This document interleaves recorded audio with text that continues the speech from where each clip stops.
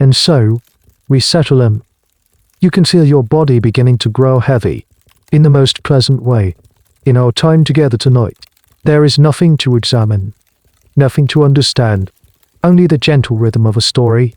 The story of a prince locked in a beautiful room, waiting for either a throne or a silk robe. It is a story about a man named Ibrahim. And for tonight, that man is you. Before we drift too far, if you feel a connection to this place, you're welcome to leave a quiet like or subscribe. Think of it not as a task, but as leaving a soft footprint in the sand before you continue your journey inward. If you feel so inclined, you can let me know in the comments what city you're listening from, and what time it is for you. It's a quiet way of knowing we are all sharing this moment together. Alright, let the shadows in your room grow long and soft. Maybe you can hear the faint sound of your own breathing, and together, let's allow the story to begin. The first thing you are aware of is the silence.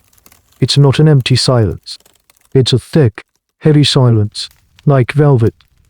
It muffles the world.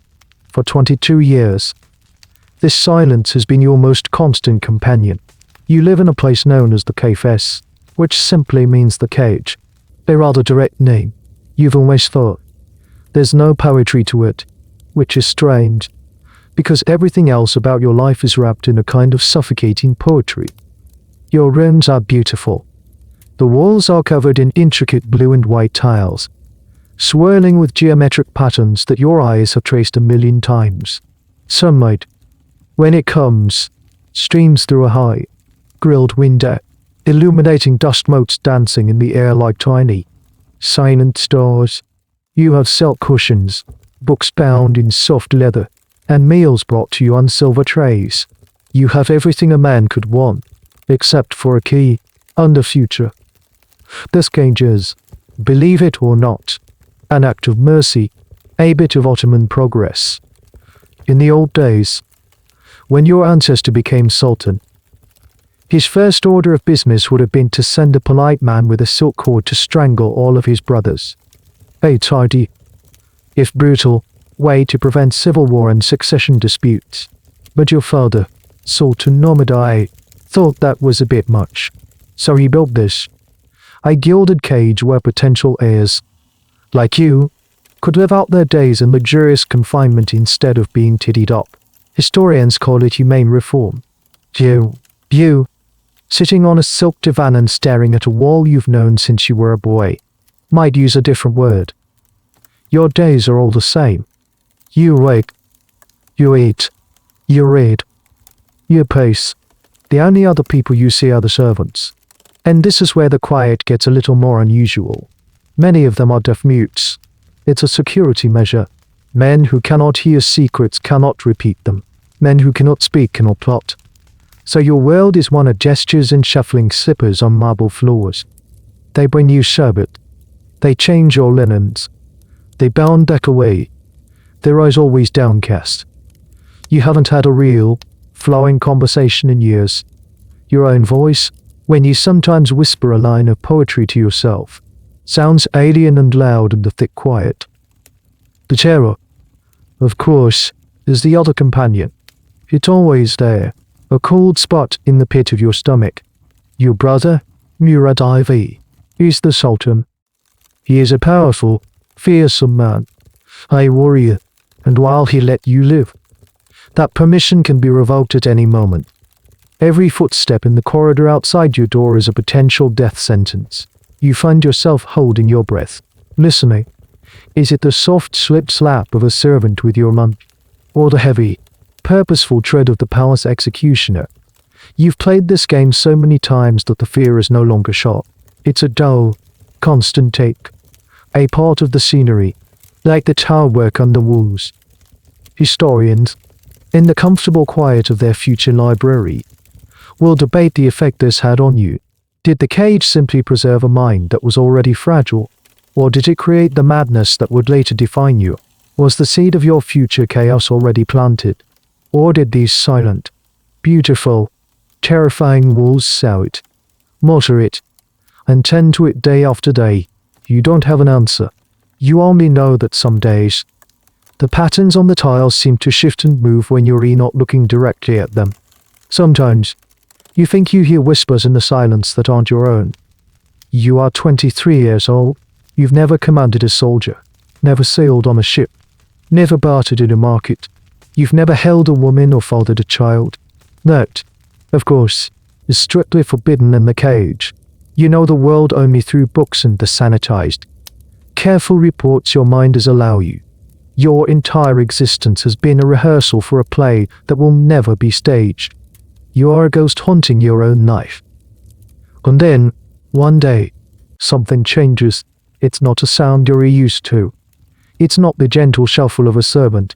It's noise, shouts in the distance, the running of many feet. The heavy, ceremonial tread you dreaded for years is suddenly right outside your door. But it's accompanied by other voices, urgent, pleading. You press your ear to the heavy wood, your heart a frantic drum against your ribs. This is it. After all the waiting, the end has come to collect its due. The key turns in the lock.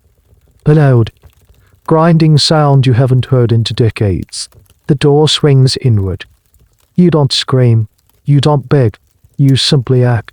With a strength born of pure, distilled terror, you slam the heavy door shut. The sound echoing like a cannon shot in the long, silent corridor. You hear shouts of surprise and confusion from the other side. You fumble with the bolt, ramming it home. It's not enough. You grab the small, inlaid table that held your books and shove it against the door. Then the heavy armchair where you've spent thousands of hours staring into space. You build a pathetic, desperate barricade. Your heart is a wild bird trapped in your chest, beating its wings raw. This is the trick. It has to be. Your brother Murad, the mighty Sultan, the conqueror of Baghdad, the man who had his own uncle strangled for a minor slight, is testing you. HES sent his Grand Vizier to offer you the world. And if you show even a flicker of ambition, if you so much as say, when do I start? The executioner, who is surely hiding just around the corner, will step out and the silk cord will be around your neck before you can even register your mistake. You've survived this long by being nothing. By wanting nothing, you will not fail the final test. From the other side of the door, a voice you recognize. Kara Mustafa Pasha, the Grand Vizier, is pleading with you.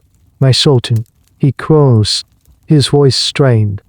Sultan Murad is with God. The throne is yours by right. Please, open the door. You press your back against your flimsy barricade, shaking your head, even though no one can see you. Lies. You whisper to the tiled walls. It's a trap. This is the man who brought order back to the empire. Murad Ivy was just a sultan. He was a force of nature. He took the throne as a boy and, upon coming of age, clamped down on the rebellious military and the corruption that had festered in the court. He was famous for prowling the streets of Istanbul in disguise, catching soldiers and officials breaking his strict bans on coffee, wine, and tobacco, and sometimes delivering justice with his own hands. He was a throwback to the warrior sultans of old, and the idea of him simply dying seems impossible. He was a mountain, and mountains don't just vanish overnight. The standoff continues for what feels like an eternity. More voices join the chorus outside, some pleading, some demanding. And then, a voice cuts through the noise, a voice that slices through 22 years of fear and isolation. It is your mother, Qasim Sultan. Ibrahim, my lion, she calls, her voice firm but with a tremor you can't quite place. It is true. Your brother is gone. You must come out. The empire needs a master. You still don't move. Your mother is the most powerful woman in the empire, a master of politics and survival, but even she could be part of this elaborate ruse. Your trust is a withered, shrunken thing, too small to extend even to her. And then, they resort to the ultimate proof, the legend, the one that court storytellers will whisper for centuries, claims this is what happened next, after all persuasion fails. Your mother gives a grim order. There's a shuffling sound, heavy and awkward. The Grand Vizier calls out again. his voice somber. Prince Ibrahim, we have brought him to you. Look and see for yourself. Hesitantly, you climb over your own barricade and press your eye to the small grill in the door. And you see it. They are holding him up. Your brother, the mighty Sultan Ibrahim. His eyes are closed. His skin has a waxy, grey pallor. His head lolls on the shoulder of a palace guard. He is unmistakably, terrifyingly dead. There is no trick. The mountain has fallen. Historians, of course, love to argue about this. Did they really drag the former sultan's corpse to the palace and hold it up to a locked door like a grotesque trophy? Or was it simply the powerful, undeniable persuasion of your mother that finally convinced you? We may never know for sure. But the image of that moment, the dead sultan proving the succession for the living one, is too powerful a story to ever fully disappear. Slowly, your hands shaking, you unbolt the door. You push aside the furniture. You swing the door open. The light is blinding. The colors are overwhelming. Dozens of men are standing there, all in their finest robes of state. Silks and brocades in jewel tones you've only ever seen in paintings. Their faces are a sea of beards and turbans, all turned towards you. The air is thick with the scent of perfume, sweat, and anxiety. After 2 decades of near total silence, the combined sound of their breathing feels like a roar. You take a tentative step out of the cage. Your home, your prison, your world. The cool marble of the corridor feels strange beneath your soft slippers. You are no longer Ibrahim the prince, the forgotten brother in the gilded cage. In the space of a single, lurching heartbeat, you have become Sultan Ibrahim I, Padishah, sovereign of the House of Ottoman, Sultan of Sultans, Khan of Khans, commander of the faithful and successor of the Prophet of the Lord of the Universe. And you have never been more frightened in your entire life. The world outside the cage is a dizzying kaleidoscope of sensation. For the first time, you are not just seeing the Topkapi Palace, you are at its very center, and the entire vast, sprawling machine is grinding into motion around you. You are swept along in a tide of officials, guards, and servants, their robes rustling like a forest in the wind. They lead you towards the chamber of petitions, where the formal ceremony must take place. Every eye is on you, and you feel as fragile as a teacup in an earthquake. Walking at your side, a constant, grounding presence, is your mother, Qasem Sultan. She is not just your mother. She is the Valide Sultan, the mother of the Sultan. And at this moment, she is the single most powerful person in the Ottoman Empire, and that includes you. She is a force of nature in her own right, a survivor of a truly astonishing degree, purchased as a young slave from Greece. She entered the harem through sheer intelligence, charm, and ruthless political skill, rose to become the favorite wife of your father, Sultan Ibrahim. She has navigated the treacherous waters of the court for decades. She saw your father die, saw your mentally unstable uncle Mustafa take the throne twice and be deposed twice. She saw your older brother Osman II rise and then be brutally murdered by his own troops. She guided your other brother Murad's early reign. She has outlasted them all. She is a grandmaster in a game where the only prize for second place is a quiet, premature death. And now, her last surviving son is on the throne. You, her magnum opus, or perhaps, her greatest challenge. As you were, her voice is a low, steady murmur in your ear, meant for you alone. Stand tall, my lion. Do not look at the floor. Your gaze must be level. You are the shadow of God on earth now. They must see it in your eyes.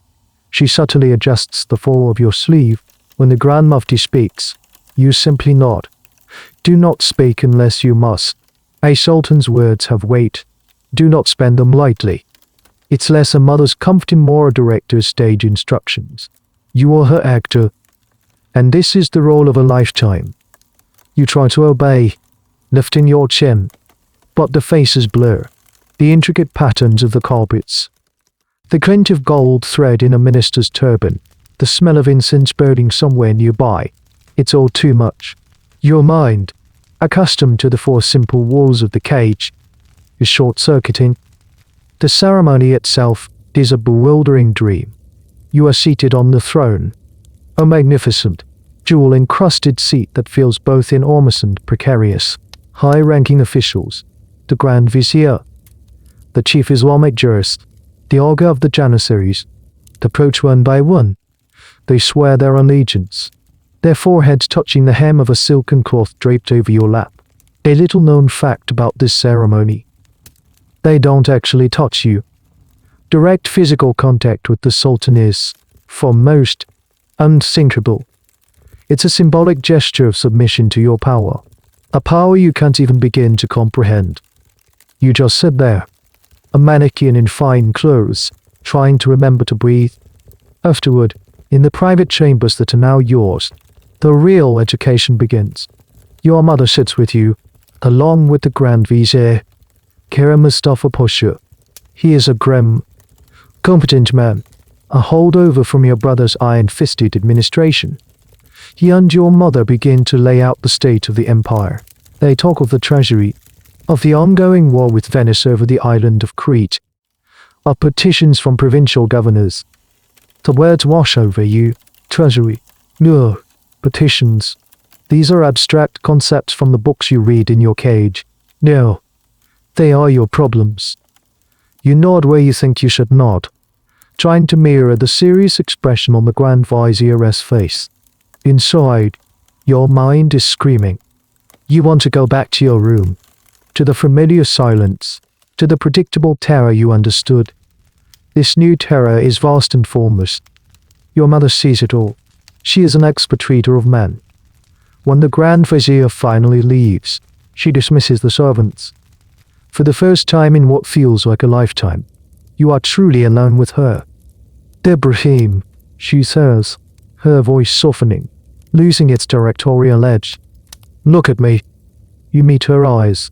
They are dark and shrewd, but there is a flicker of something else in them. Fear, concern. You are not your brother, she states.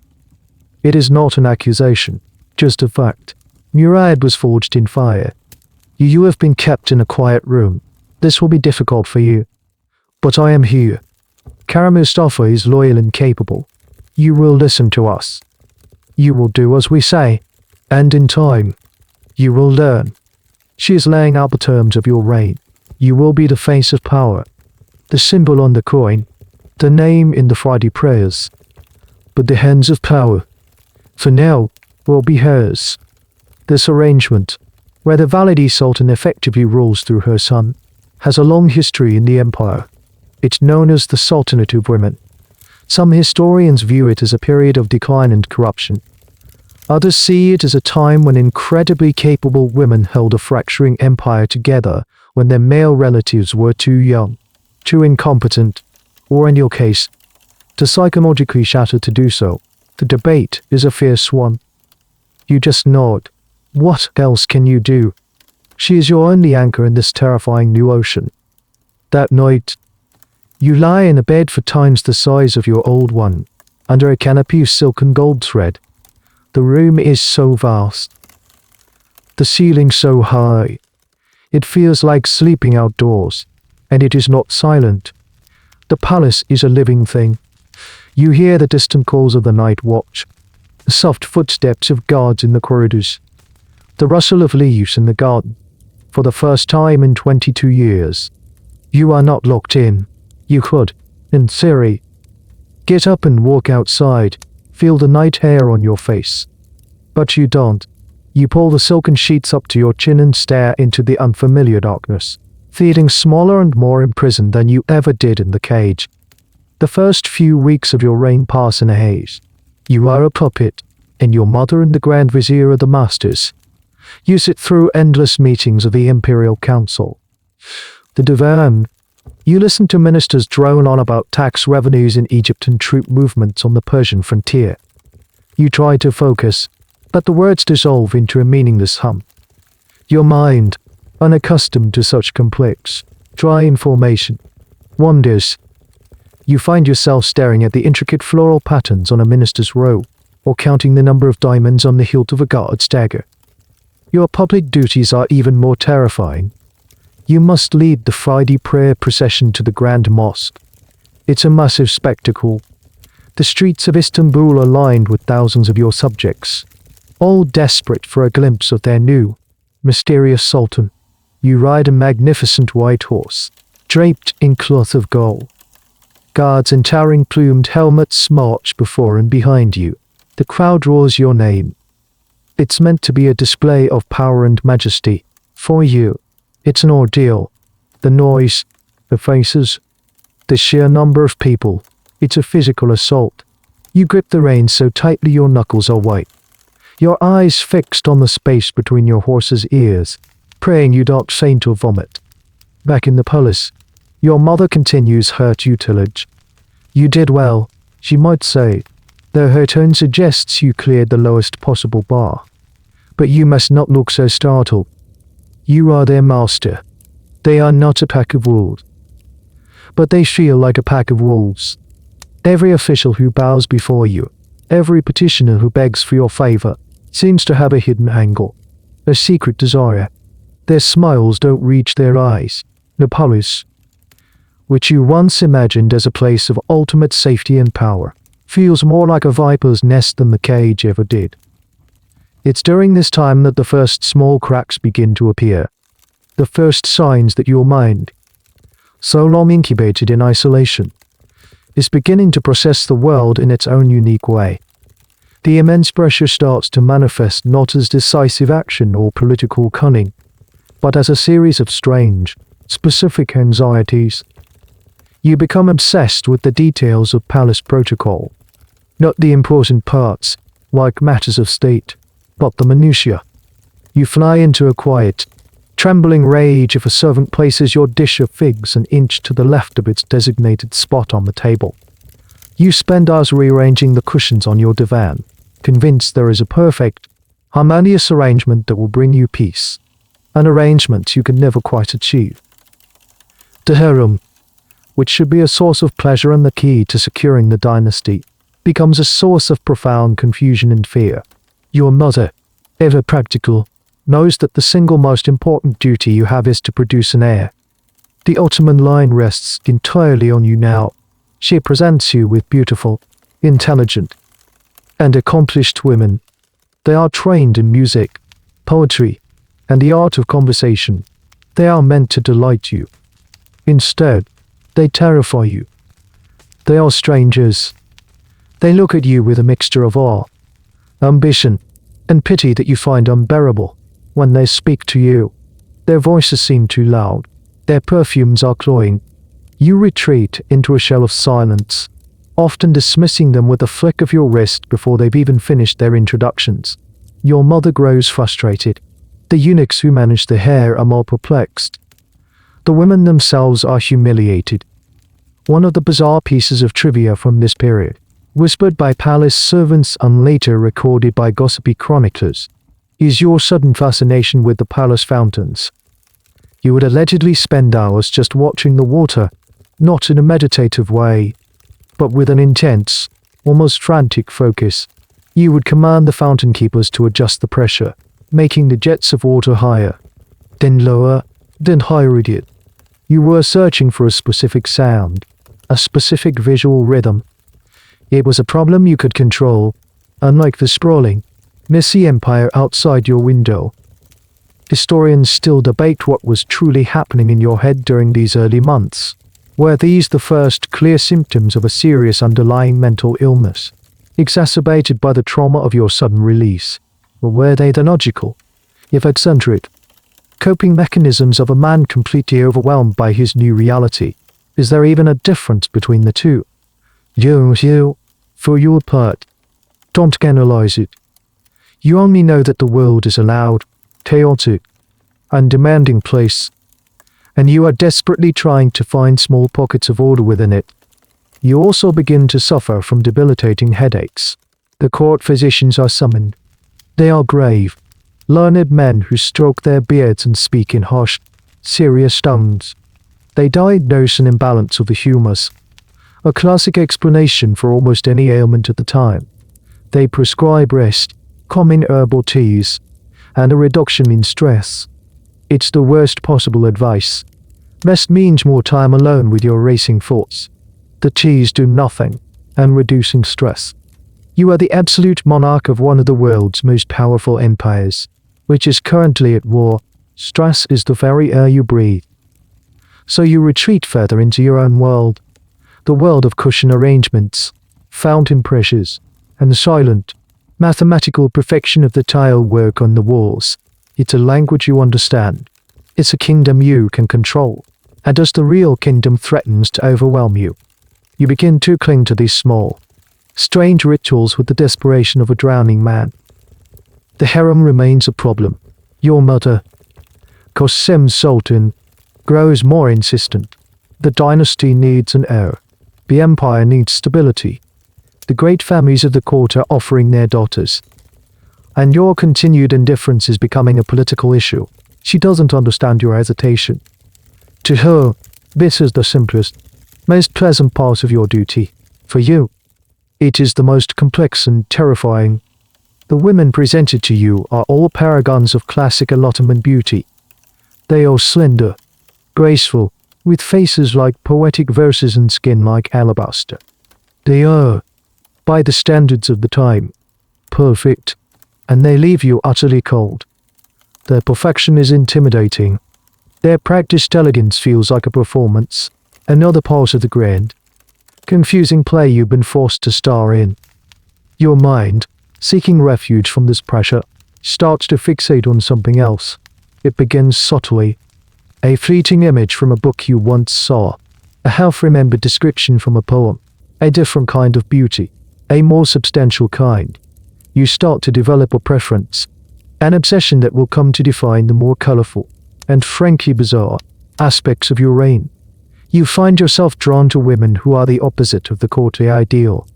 You become fascinated by fullness, by weight, by an ampleness that others might dismiss.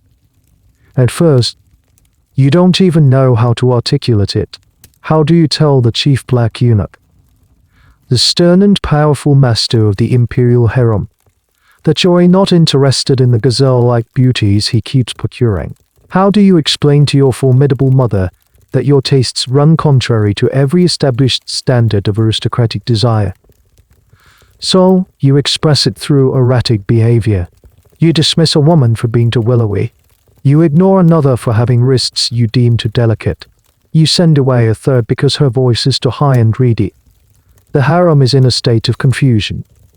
The girls, who have spent their lives training to be desirable to a sultan, are at a loss. They diet, they practice their lutes, they perfect their coy glances, and none of it works. Eventually, word of your preference, this peculiar appetite, begins to filter out through the palace grapevine. It's a strange request, but you are the sultan, and the sultan's whims are law. The search begins. Agents are quietly dispatched. The vast network of the empire, which usually concerns itself with troop movements on tax collection, is now tasked with a new, highly specific mission: find large women. This wasn't just a quiet preference. It became a fixation. You would send for the harem's account box, not to check on expenses, but to check on the food allowances for specific women. You would order extra portions of honey cakes, pastries, and rich, buttery rice for those you deemed to have potential. You were, in essence, trying to cultivate your ideal core, 1 calorie at a time.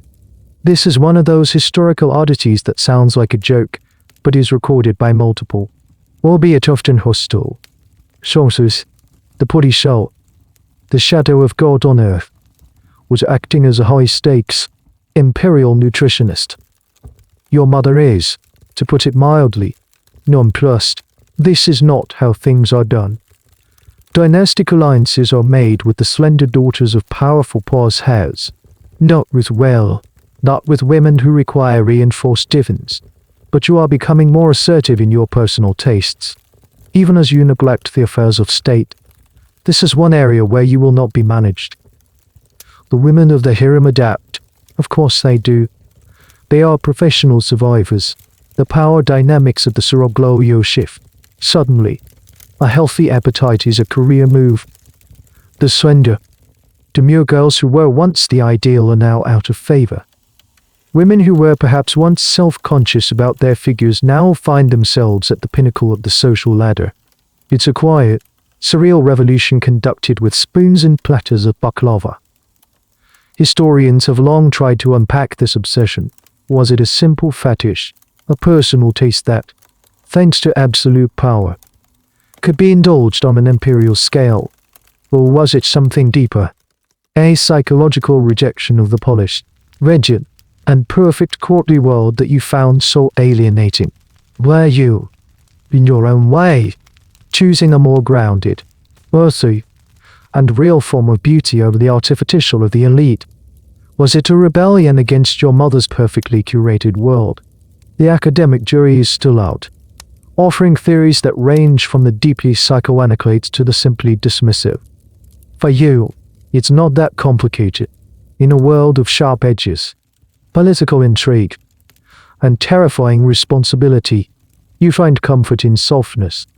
In a court full of sin, calculating people, you are drawn to substance. It's a feeling, not a thought. It is the first truly personal desire you have ever been in a position to fulfill, and you pursue it with the single-minded focus you once reserved for arranging cushions. The quest escalates. It is no longer enough to simply favor the fuller-figured women already in the palace. You are the Sultan. You are the master of the world.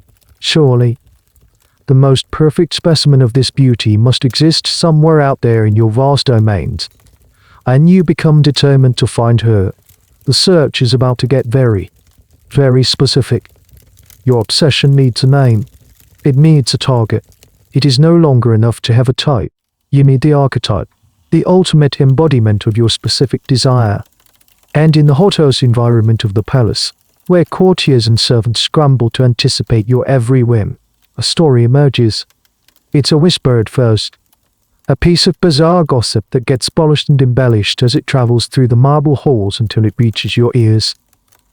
The story tells of a woman in Armenia, not a princess or a noblewoman, but the daughter of a provincial official, or perhaps a merchant. The details are conveniently vague. She is, the story goes, a legend in her own region, a woman of such magnificent proportions, such breathtaking amplitude, that she makes all other women seem like mere shadows. She is the living ideal you've been dreaming of. This is all you need to hear. The vague longing now has a face, a name, and a location. You seize upon it with the desperate energy of a man who has finally found a purpose. The business of stay can wait. The war with Venice is a distant hum. This is what matters. You summon your agents. You give them a direct, almost insane command. Go to Armenia, find this woman, and bring her to me. Your mother and the Grand Vizier are appalled. This is a diplomatic nightmare wrapped in a personal fantasy. Abducting the daughter of a foreign official, even from a territory under your broad influence, is a flagrant breach of every protocol. It's the kind of impulsive, reckless act that could cause a provincial uprising. Kerem Mustafa Pasha, the grim and pragmatic vizier, pleads with you. He explains the risks, the potential for scandal, the sheer impropriety of it all. You don't listen. For the first time, you are not the timid, startled man-child of the cage. You are the Sultan. You have given an order. Why is it not being obeyed? Your frustration mounts. Your headaches return with a vengeance. You pace your chambers, furious at this opposition to the one thing you truly, deeply want. Your insistence is so absolute, so unbending, that they finally relent. What is the risk of a minor diplomatic incident compared to the risk of an unstable sultan's full-blown meltdown? So, an imperial delegation is dispatched. It's a bizarre mission, a fairy tale quest in reverse. They aren't seeking a princess to rescue. They are on a state's ancient abduction detail for a woman whose primary qualification is her size. They travel for weeks, their progress marked by a trail of confusion and rumor. When they arrive in the specified region, the search becomes even more absurd. They are, essentially, going from town to town, discreetly asking, "So who is the largest woman around here?" Eventually, they find her. Her name, according to the more dramatic chronicles, was Sive Kal, though this may have been the name you gave her later, and she is, by all accounts, exactly as advertised. They find her, and they take her, whether this was done through threats, a massive payment to her family, or outright force is a detail lost to history. The historical record on this specific event is thin, relying heavily on later, often hostile, accounts that were keen to paint you as a buffoon. Some modern historians even question if this specific Armenian quest ever happened at all, suggesting it might be a fabrication, a story created later to exemplify your bizarre obsessions. But in our story, the mission is a success. They bring her back to Istanbul. She is installed in the harem with all the honor and ceremony befitting a new royal favorite. She is given the title Hosekai Sultan, a rank reserved for the chief consorts of the Sultan. You are ecstatic. You have found your muse, your living ideal. You lavish her with gifts, jewels, silks, her own retinue of servants, and, of course, an unlimited food budget. She becomes one of the most powerful women in the palace overnight. Her apartments are second only to your mother's. Other women in the harem, who had been diligently trying to gain weight to please you, now look upon her with a mixture of awe and professional envy. She is the pinnacle of their new profession. You spend days with her, utterly captivated. This episode marks a significant turning point in your reign. Your private obsession has now had a very public, very expensive, and very controversial consequence. You have bent the apparatus of the state to your personal will in a way that has nothing to do with governance and everything to do with your own psychological needs. Your mother is watching with growing alarm. She had hoped to control you, to manage you, but this is different.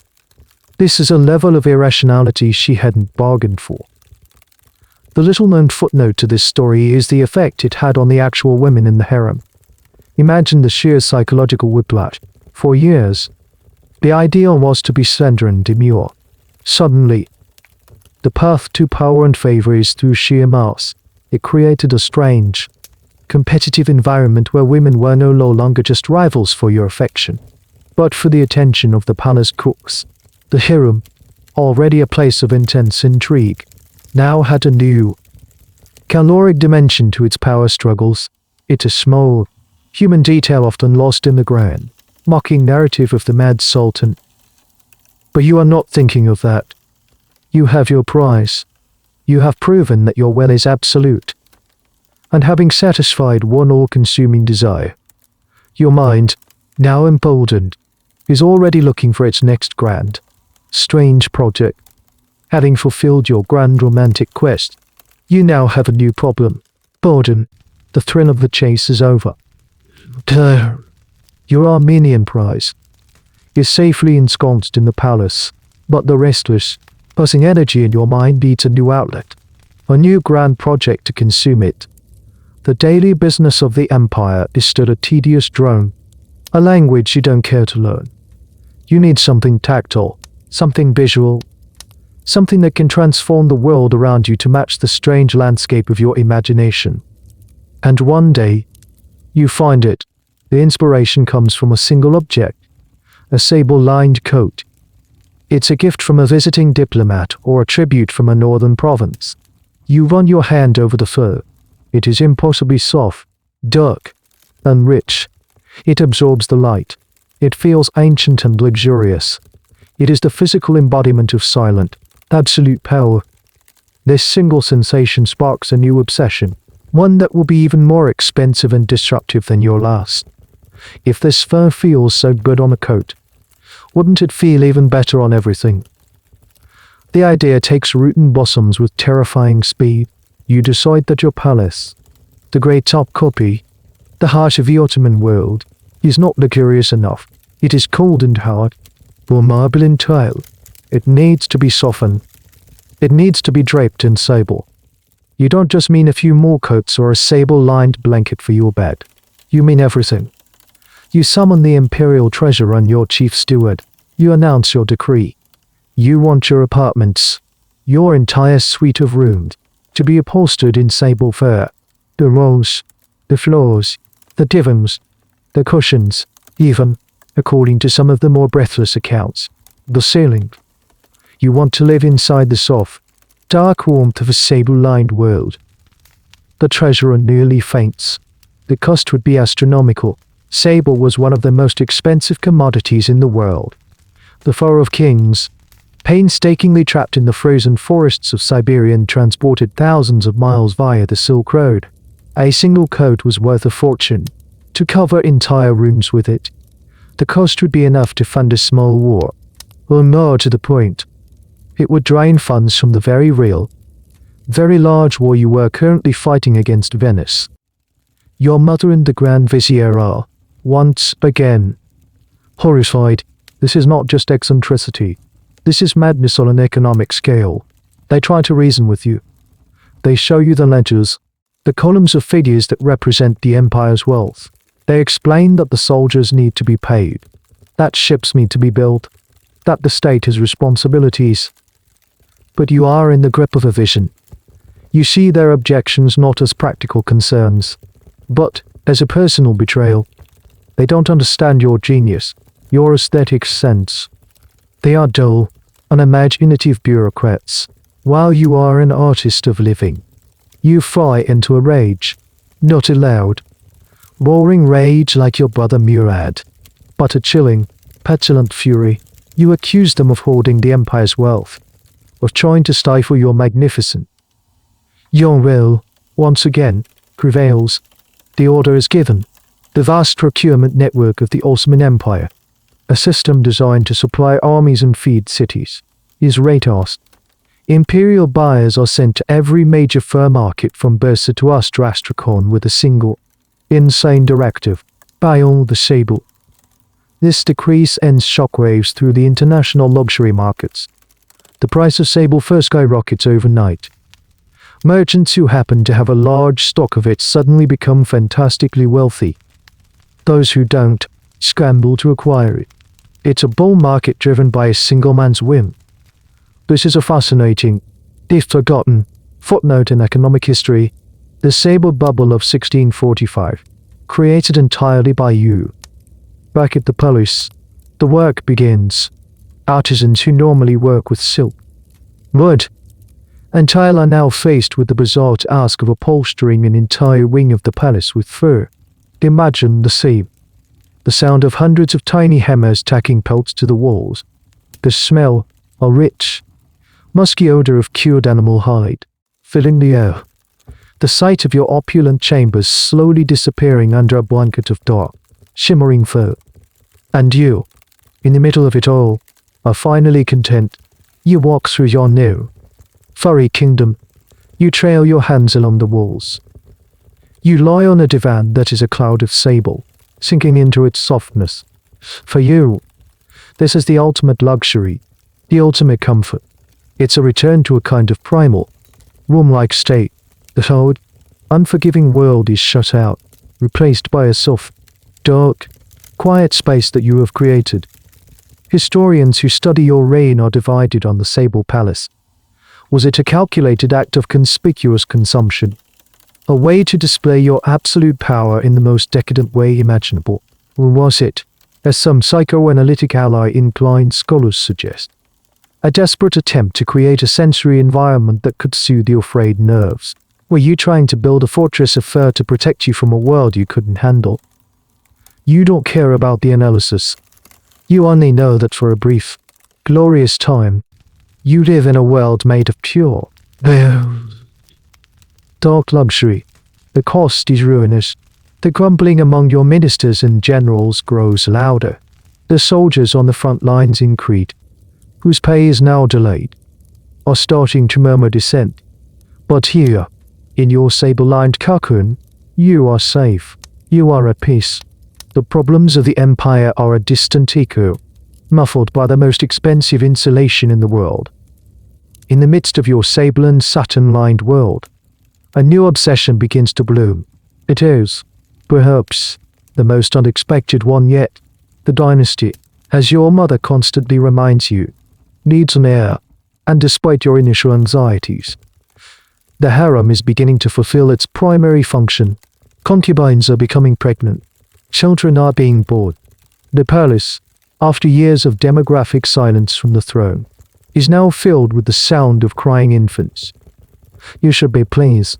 You have done your duty. The succession is becoming more secure with every birth, but your reaction is not one of fatherly pride or dynastic relief. Instead, your focus, your entire world, narrows to a single, tiny human being. It's not your own son, at least not at first. It's the infant daughter of one of your concubines. Her mother is a slave girl, a minor figure in the harem's complex hierarchy. The baby herself is just one of several new additions to the imperial nursery. But something about her captivates you. Perhaps it's her laugh. Perhaps it's the way she grips your finger with her impossibly small hand. You give her a nickname, the sugar lump. Your affection for this child quickly spirals into a full-blown fixation. You neglect your own newborn son, the future Sultan Mehmed IV, in favor of this baby girl. You spend hours with her, showering her with a level of attention that makes the entire court deeply uncomfortable. You order tiny, jewel-encrusted toys for her. You have miniature silk garments made. You carry her around the palace with you, showing her off to ministers and visiting dignitaries who have come to discuss matters of state and are instead forced to admire a gurgling infant. Your mother, Qasem Sultan, is watching this with a mounting sense of dread. A sultan's affection is a powerful currency. It should be invested wisely, primarily in his male heirs. This is a dangerous waste of emotional capital. More than that, it's deeply weird. It unnerves the court. What kind of man, what kind of sultan, ignores his own heir in favor of a slave girl's baby? The mother of your son, a formidable woman named Turhan Sultan, is furious and terrified. Her son is the heir to the throne, but you, the boy's father, are completely besotted with another woman's child in the deadly game of harem politics. This is a catastrophic disadvantage. She complains to your mother. She pleads with you. But you are lost in your own little world with the sugar lump. The situation comes to a head in one of the most shocking and infamous incidents of your reign. The details are lurid and have the distinct sheen of palace gossip, but they were recorded by multiple chroniclers. One day, you are in your chambers, playing with the baby. Turhan Sultan, the mother of the heir, enters. She is distraught. She makes a tearful appeal, perhaps speaking too sharply, her desperation overriding her courtly training. You ignore your own son, the future of the world, for this thing. Your reaction is not rational. It's not the measured response of a monarch. It is the sudden, explosive rage of a man whose fantasy has been punctured. You are not just being criticized. Your perfect, innocent world with the sugar lump is being attacked. In a fit of fury, you snatch the baby from your lap. According to the story, you turn to Turhan and scream, "You want your son? Then you can have this one," and you throw the infant. The baby, the sugar lump, arcs through the air and lands in one of the palace's large ornamental cisterns or fountains. It's a moment of pure, unadulterated horror. The women scream. Guards rush forward. Turhan herself is frozen in shock. For a few heart-stopping seconds, there is only the sound of the splash and the ensuing, terrible silence. A palace eunuch, moving with incredible speed, leaps into the fountain and pulls the baby out of the water. She is spluttering and crying, but she is alive. She will, however, carry a scar on her forehead for the rest of her life from where she struck the marble edge. This incident is a point of no return. It's no longer just about bizarre tastes or ruinous interior design. You have shown yourself to be violently, dangerously unstable. You have, in a fit of pique, nearly killed a child you profess to adore. The story rips through the palace and then through the city. The Sultan is not just eccentric, he is a monster. Historians, as they always do, look at the details. Did you really throw the child? Or did you just thrust her into the arms of a servant so violently that she was dropped? Was the fountain story an embellishment? A piece of anti-Ibrahim propaganda cooked up by your many enemies? The line between fact and politically motivated fiction is, as always, blurry. But the core of the story, your violent overreaction and endangerment of a child, is generally accepted as true. It was a public and undeniable display of your madness. After the incident, your relationship with Turhan Sultan is irrevocably broken. Your mother's grip on you becomes more tenuous. The ministers and pawsers who once saw you as a manageable eccentric now see you as a liability. The sugar lump incident becomes a dark joke in the coffee houses you've banned, a symbol of your unfit to rule. You, however, seem to learn nothing from it. The rage passes as quickly as it came. You are reportedly remorseful, but you don't seem to grasp the gravity of what you've done. You have shattered the illusion of your own harmlessness. The fear in the palace is no longer just about your unpredictable whims. It's about your capacity for sudden, terrifying violence. And that fear is beginning to curdle into something far more dangerous. Resolve. The shockwaves from the sugar lump incident ripple through the court. But the machinery of the empire must continue to turn. Or at least, it's supposed to. With your mental state now a matter of open concern, the actual business of governance becomes increasingly chaotic. Your mother and the Grand Vizier, Kerem Mustafa, try to form a shield around you, managing the state where you are otherwise occupied. But you are the Sultan. Your signature is required on decrees. Your presence is needed at key meetings, and your participation is becoming a liability. The Imperial Council meetings, once the solemn epicenter of government, transform into a theater of the absurd. While ministers attempt to discuss the Venetian naval threat or the budget for the Janissary Corps, you are lost in your own world. You might interrupt a report on grain shortages to ask a pusher about the health of his favorite horse. You might become fixated on the color of a man's turban, demanding to know where he bought it and sending a palace agent out to procure one for you immediately. Me too. This is governance by whim. Decisions that should be based on careful deliberation and strategic planning are now subject to your fleeting moods and bizarre fancies. A provincial governor might find himself promoted not because of his excellent administrative record, but because you happened to make the sound of his name when it was read aloud. Another might be dismissed because you found his beard to be insufficiently grand. The Grand Vizier's job becomes less about administering an empire and more about creative crisis management. He has to translate your nonsensical ramblings into something resembling coherent policy. He has to flatter your strange obsessions while trying to subtly guide you towards the least damaging course of action. It's an exhausting, thankless, and incredibly dangerous tightrope walk. One of the most famous examples of this chaotic rule involves the tax system. Your brother Murad had imposed strict, orderly, and often brutal tax collection. You, on the other hand, treat the treasury like a personal wallet. When you need money for a new project, more sable, perhaps, or a solid gold canoe to paddle in the palace fountains, another of your alleged desires, you simply demand it. You invent new taxes on the fly. A tax on beards, a tax on windows. These are often proposed in a fit of pique and then forgotten a day later, leaving officials scrambling to figure out whether the order was serious or not. This erratic behavior creates a fertile ground for corruption. Clever and unscrupulous officials learn that the fastest way to get a policy approved or a promotion secured is not through competence, but by appealing to your latest obsession. Does the Sultan have a newfound passion for falconry? Suddenly, every ambitious courtier is an expert on birds of prey. Arriving at court with a prized hawk on their arm, are you fascinated by clockwork automatons? The market for German-made curiosities in Istanbul suddenly boomed, and these intricate toys are presented to you as gifts, alongside petitions for tax breaks and government contracts. A particularly strange piece of trivia from this time is the story of the ambulatory decrees. Since you would often shout commands while walking through the palace gardens and then forget them, a small army of scribes was tasked with following you at a discreet distance, frantically writing down everything you said.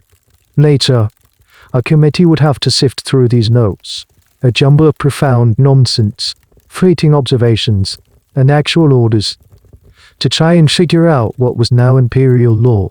The roses in the third garden need more water. Also, double the poll tax in Izmir. I wonder if figs would grow well by the seawall. It was a constitutional crisis in miniature, every single day. Historians are, for once, in relative agreement about this period. The narrative that you completely neglected the state in favor of your debaucheries is a powerful one. However, some scholars push back against the most extreme caricatures.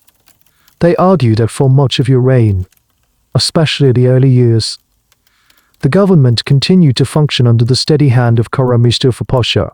The trouble, they contend, wasn't that the state collapsed entirely, but that your increasingly frequent and bizarre interventions made consistent governance impossible. You were like a ghost in the machine, randomly pulling levers and pushing buttons, causing the whole apparatus to lurch and shudder unpredictably. You, of course, are oblivious to the chaos you are creating. You are the center of the universe. The world is simply a stage for your desires. When you want something, it should appear. When you are bored of something, it should vanish. The complex web of cause and effect, of policy and consequence, is a concept that holds no interest for you. Your mother sees the danger clearly. The empire is a vast and powerful beast, but it is not unbreakable. It can only withstand so much of this. The Janissaries, the elite military corps, are growing restless. The religious scholars are muttering about your impiety. The common people, who have to pay your bizarre taxes, are grumbling. The whispers against you are growing louder, more daring, and your only response is to retreat further into your world of fur walls and perfumed baths, leaving the grim, practical men who run your empire to wonder how much longer they can keep the whole thing from flying apart. As your behavior grows more erratic, the circle of people trying to manage you becomes more desperate. Your mother's pleas and the Grand Vizier's grim pragmatism are clearly not enough. The problem, they conclude, must be medical, or perhaps spiritual. Your headaches are worsening, your rages are more frequent, and you've begun complaining of visions and whispers that no one else can see or hear. The diagnosis of imbalance humors from the court physicians is no longer cutting it. They need to bring in specialists. And so, the healers are summoned. This isn't a simple case of calling a doctor. In the 17th century Ottoman court, healing was a complex tapestry woven from medicine, religion, and what we would now call superstition. The men who arrive to treat you are a strange and varied collection of experts on the troubled mind. There are the conventional physicians. Of course, they come with their books of Galenic medicine, their charts of the human body, and their cases filled with herbal concoctions. They prescribe calming poultices to be applied to your forehead. They brew teas from lemon balm and valerian root, ancient remedies for anxiety. They advise you on your diet, suggesting you avoid hot foods like spices and red meat, which are believed to inflame the passions and agitate the mind.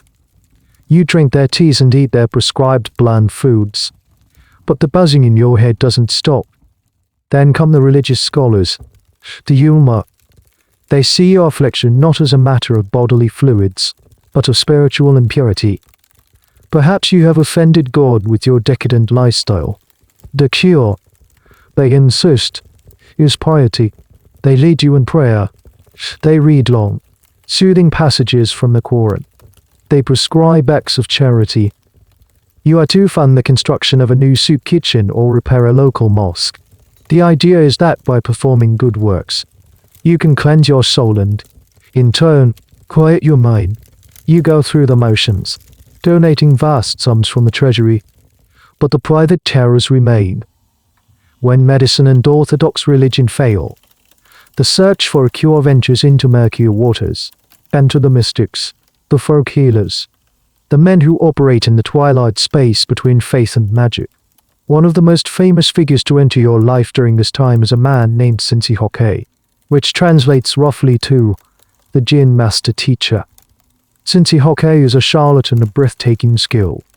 He is a self-proclaimed expert on the occult, a master of exorcism and spiritual manipulation. He arrives at the palace not with medical texts, but with amulets, talismans, and scrolls covered in cryptic symbols. He diagnoses your problem immediately and with unshakable confidence. You are possessed, not by a single, simple demon, but by a host of powerful, malevolent jinn, spirits born of smokeless fire, who have taken up residence in your royal mind. This diagnosis is, in a strange way, a relief. It's an explanation that makes sense to you. It's not your fault. You are not mad.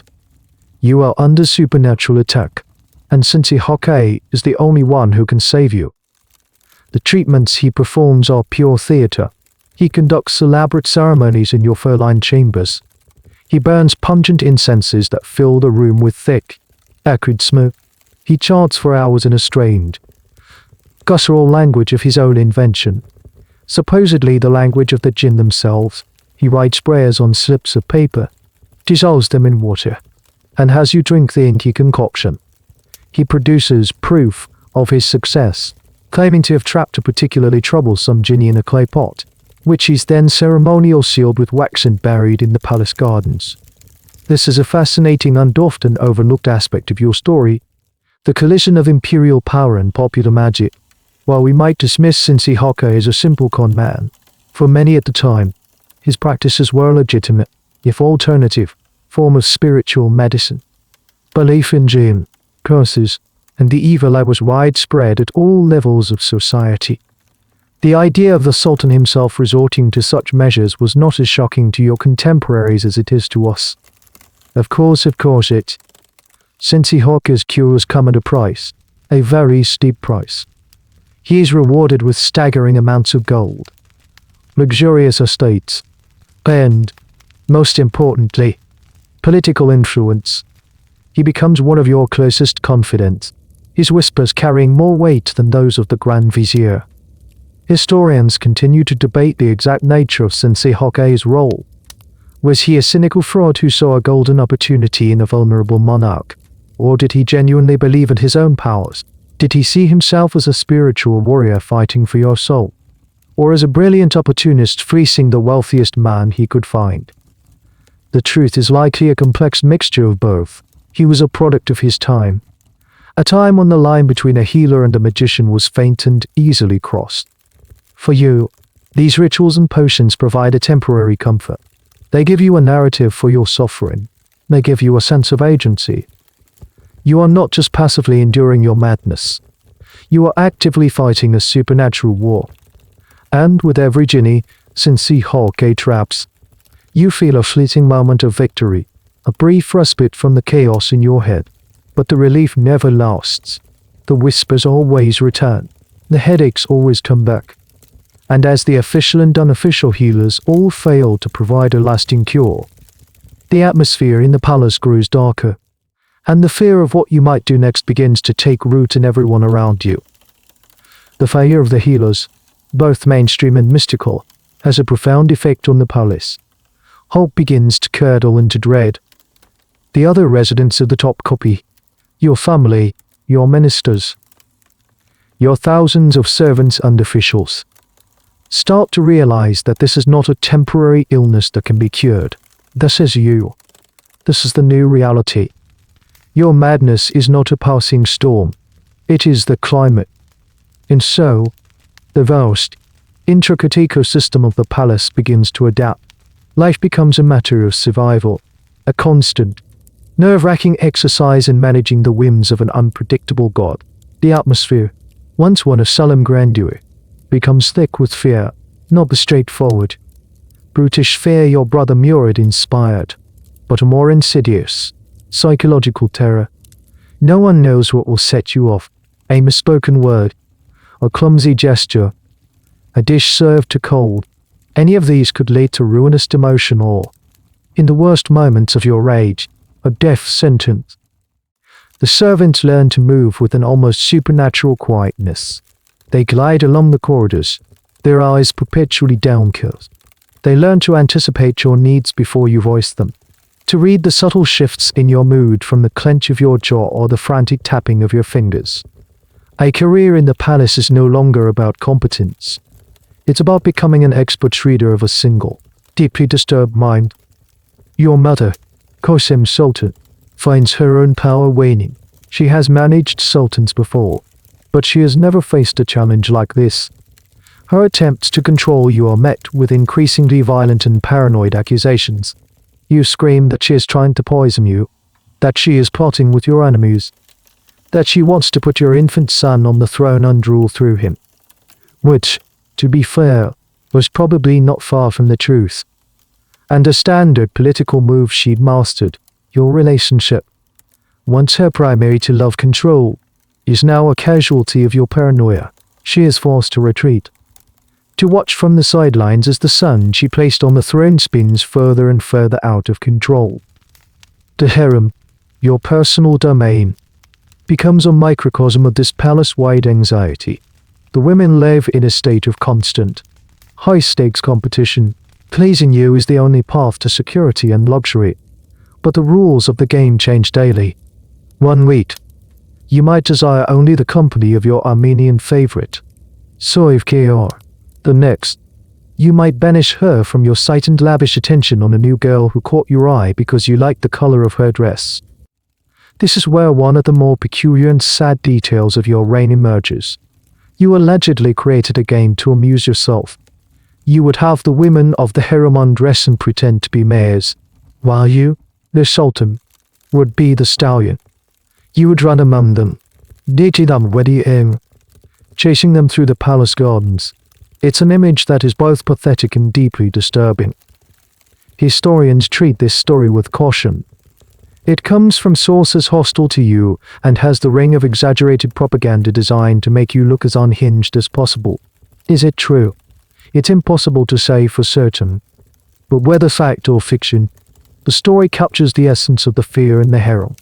The women were not just your companions, they were your playthings, forced to participate in increasingly bizarre and humiliating fantasies. Their dignity was subject to your daily whim. The fear extends beyond the palace walls. Officials and ministers begin to avoid you. They find excuses not to attend council meetings. They send junior deputies in their place, hoping to avoid catching your eye. The Grand Vizier, Kara Mustafa, who had managed to hold things together, finds his position increasingly untenable.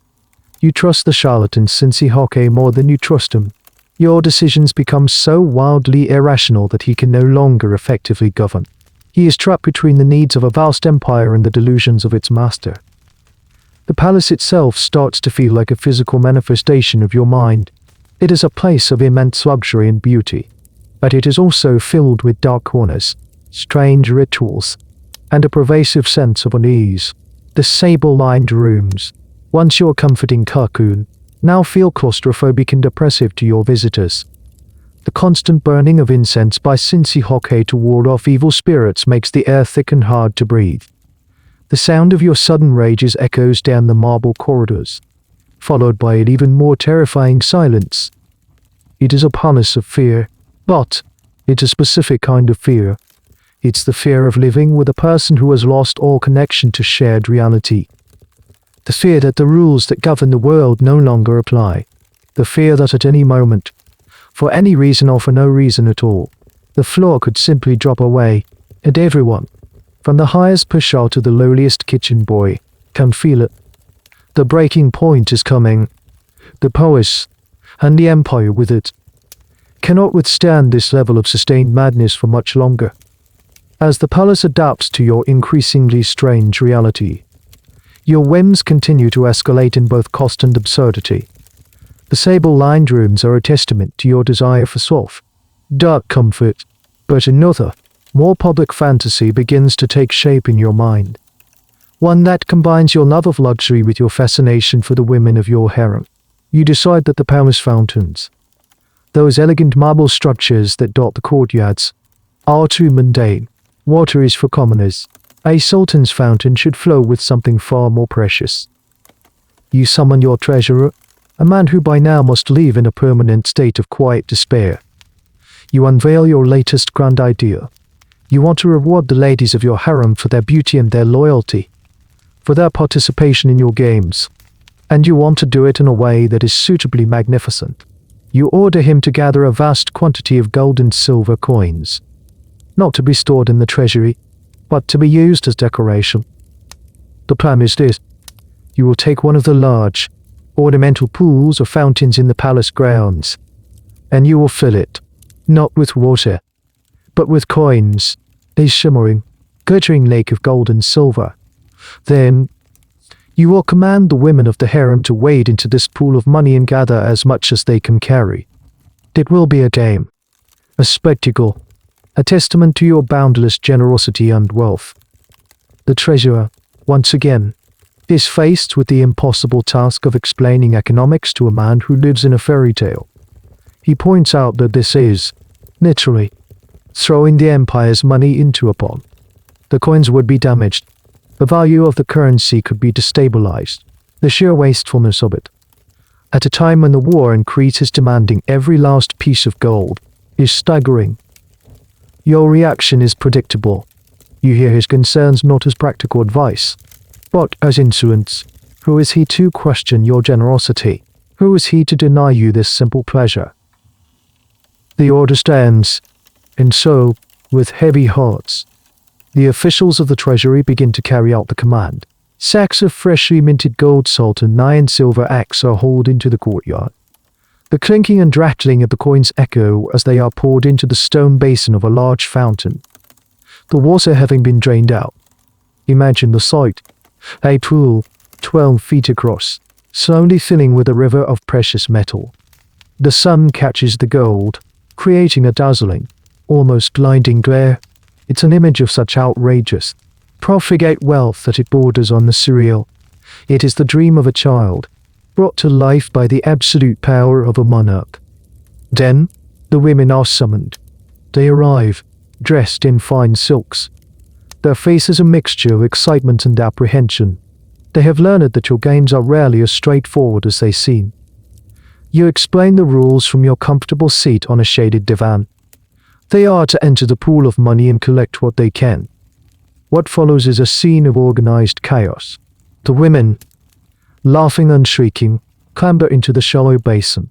The coins are slippery and awkward under their soft slippers. They scoop up handfuls of gold, stuffing it into pouches, into the folds of their dresses, anywhere they can. It is a frantic, glittering scramble. For a few minutes, the courtyard is filled with the sound of clattering coins and nervous laughter. This story, like many of the more colorful tales about you, is debated by historians. Is it a literal account of an actual event? Or is it an allegorical tale?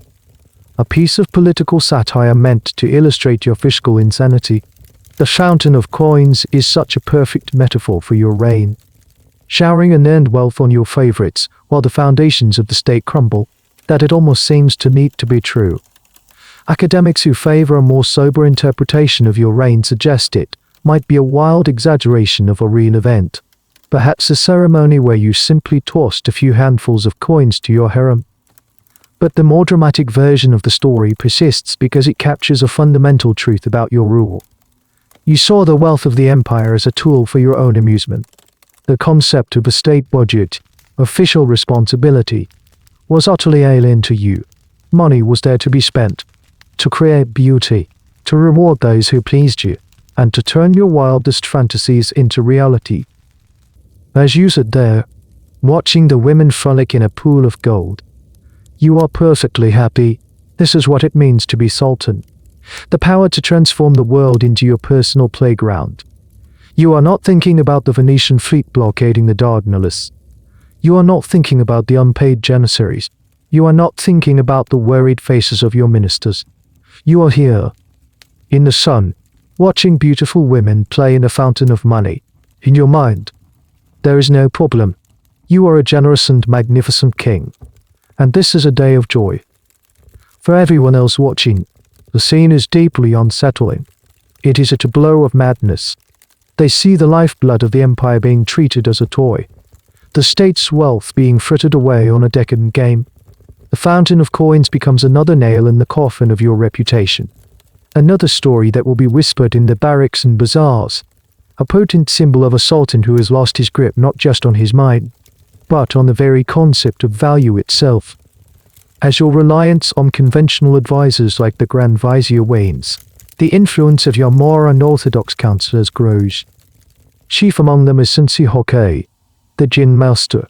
He is no longer just your spiritual healer. He has become your most trusted friend, your confidant, and, in many ways, your co-ruler. His rise from an obscure provincial mystic to the most powerful man in the empire, aside from you, is as astonishing as it is terrifying for everyone else. Sensei Hokke's power stems from one simple fact: he understands you, or rather, he understands your madness. While your ministers try to counter your fantasies with logic and facts, he embraces them. He enters your world and gives it structure. When you complain of whispers in the walls, the Grand Vizier tells you it's just the wind. Sensei Hokke tells you it's a specific genie named Zie, or then who is weak against verses written in saffron ink. He doesn't just validate your delusions. He names them, categorizes them, and offers you a sense of control over them. This makes him indispensable. He becomes a fixture at your side. No decision is made. No petition is heard. No appointment is approved without first consulting the Jinn Master. Ministers and generals who once reported to the Grand Vizier now find they must go through Sensei Hokke. They must humble themselves before this charismatic charlatan, seeking his favor, bribing him with gifts, and listening patiently to his spiritual diagnosis of their political problems. He moves into luxurious apartments within the Topkapi Palace itself. He amasses a colossal fortune. As petitioners quickly learn that the fastest way to get your ear is to first fill Sensei Hokke's pockets. He is granted estates, titles, and his own retinue of servants. He is, in all but name, the Shadow Grand Vizier. The actual Grand Vizier, Kerem Mustafa Pasha, a man of immense competence and a holdover from your brother's brutally efficient regime, finds his situation impossible. He is a man of logic and order, forced to work within a system now governed by superstition and whim. He watches as the man who is supposed to be casting out your demons becomes the biggest demon in the palace, feeding your paranoia, isolating you from sane counsel, and plundering the treasury for his own enrichment. The tension between the two men, the pragmatist and the mystic, is a battle for the soul of your reign. Kerem Mustafa tries to warn you. He points out Sensei Hokke's insatiable greed, the way he uses his spiritual authority for personal gain. But your faith in the Jinn Master is absolute. You see Kerem Mustafa's warnings not as loyal counsel, but as jealousy. He is simply trying to undermine your one true protector. A strange but telling anecdote from this period involves the sale of government offices. Traditionally, high-ranking positions were given based on a complex system of merit, patronage, and political maneuvering. Under Sensei Hokke's influence, the system becomes much simpler. The highest bidder wins. He convinces you that this is a brilliant fundraising scheme. In reality, he is running a massive corruption ring from the heart of the palace, auctioning off governorships and administrative posts, with a hefty commission for himself. Of course, this practice, while not entirely new, reached unprecedented levels under his guidance. The historical debate around Sensei Hokke is intense. Was he the cause of your worst excesses, or merely a symptom? Did he actively manipulate a vulnerable man for his own gain? Or was he a true believer who was simply swept up by the currents of your madness and the opportunities it presented? Many contemporary chroniclers, especially those who wrote after your fall, portray him as a villain of almost cartoonish evil, the puppet master pulling the strings of the Mad Sultan. More recent historians have tried to paint a more nuanced picture, suggesting he was a complex figure who was both a product and a driver of the court's dysfunction. For you, he is your savior. He is the only one who doesn't look at you with fear or pity. He looks at you with understanding. He provides you with a framework for your terror, a sense of purpose in your fight against the unseen world. He is your shield, your guide, your friend. The fact that he is systematically dismantling the administrative integrity of your empire and making a fortune in the process is a detail that completely escapes you. The rise of Sultan Ibrahim marks the final stage in your detachment from reality. You have now outsourced the management of your own mind to a con man. The government is being run on the principles of occult ritual and naked greed, the traditional pillars of Ottoman power. The military, the bureaucracy, the religious establishment are all being sidelined in favor of this one strange man. The Grand Vizier, Kara Mustafa, knows he cannot let this stand. He sees the empire being driven towards a cliff. He decides he must act, to try one last time to break the spell the Jinn Master has cast over you. It is a decision that will seal his fate and push the entire court one step closer to the final, inevitable confrontation. With Cincy Hawker's influence now absolute, the world outside your immediate, cushioned reality begins to fade entirely. The company of your ministers is a tedious obligation. The society of your harem is a demanding drama. You increasingly prefer a different kind of conversation, one that requires no strained pleasantries or difficult negotiations. You begin to spend more and more time alone in the palace gardens, talking to people who aren't there. It starts subtly. A muttered comment to a rose bush, an angry retort to an empty stretch of pathway. Your servants, dead or watchful, notice this new habit with alarm. At first, they might assume you are simply reciting poetry or thinking aloud, a common enough habit for a contemplative man. But it soon becomes clear that this is something else. You are not monologuing, you are dialoguing. You hold entire conversations with unseen figures. You gesture emphatically to a cypress tree, as if arguing a point. You laugh delightedly at a joke only you can hear, your head cocked as if listening to a witty reply from a marble statue. You ask questions of the reflecting pool and then nod sagely, as if you've received a profound answer from the shimmering water. The palace gardens, once a symbol of earthly paradise, become the stage for your complete mental unraveling. For you, these are not hallucinations. The garden is not empty. It is populated by a host of spirits, jinn, and ghosts of your ancestors. These are your true counselors, your real friends. Unlike your human courtiers, they do not flatter you with false praise or bother you with tedious problems like the Venetian fleet. They understand you. They speak of cosmic truths, of the secret life of plants, of the patterns in the clouds. Cincy Hawkeye, ever the opportunist, encourages this. When worried servants report your behavior to him, he doesn't suggest you are unwell. He proclaims it a miracle. The Sultan is so pure of spirit, he announces that the veil between the worlds has grown thin for him. He is communing with the angels and the wise spirits of the air. He turns your madness into a sign of your divine favor, further cementing his own position as the sole interpreter of these celestial conversations. He might even translate for you. What did the spirit of the ancient plane tree say? Your Majesty, he would ask, and then listen intently to your rambling reply, nodding and stroking his beard as if receiving a vital piece of state intelligence. This period of your reign is one of the most poignant and bizarre. Imagine the scene. The absolute monarch of a vast and powerful empire, a man whose every word is law, is spending his afternoons in deep discussion with a pomegranate tree, while his trusted advisor takes notes. It would be comical if it weren't so tragic, and so dangerous for the millions of people whose lives depend on your sanity. One of the more specific and strange legends from this time is your fixation on a particular fountain. Not the one you filled with coins, but a smaller, more secluded one. You became convinced it was inhabited by a powerful water spirit, a female genie of immense beauty and wisdom.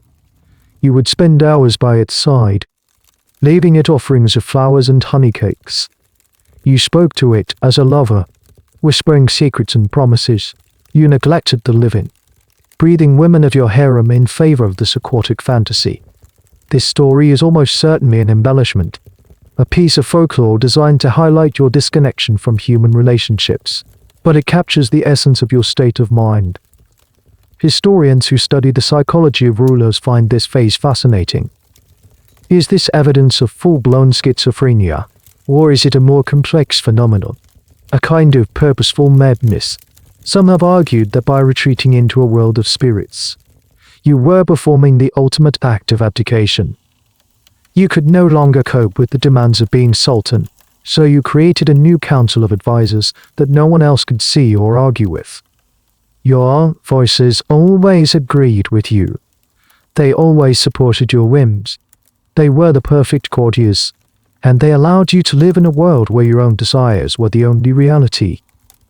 The practical effects of this are catastrophic. While you are debating policy with a shrub, the empire is drifting.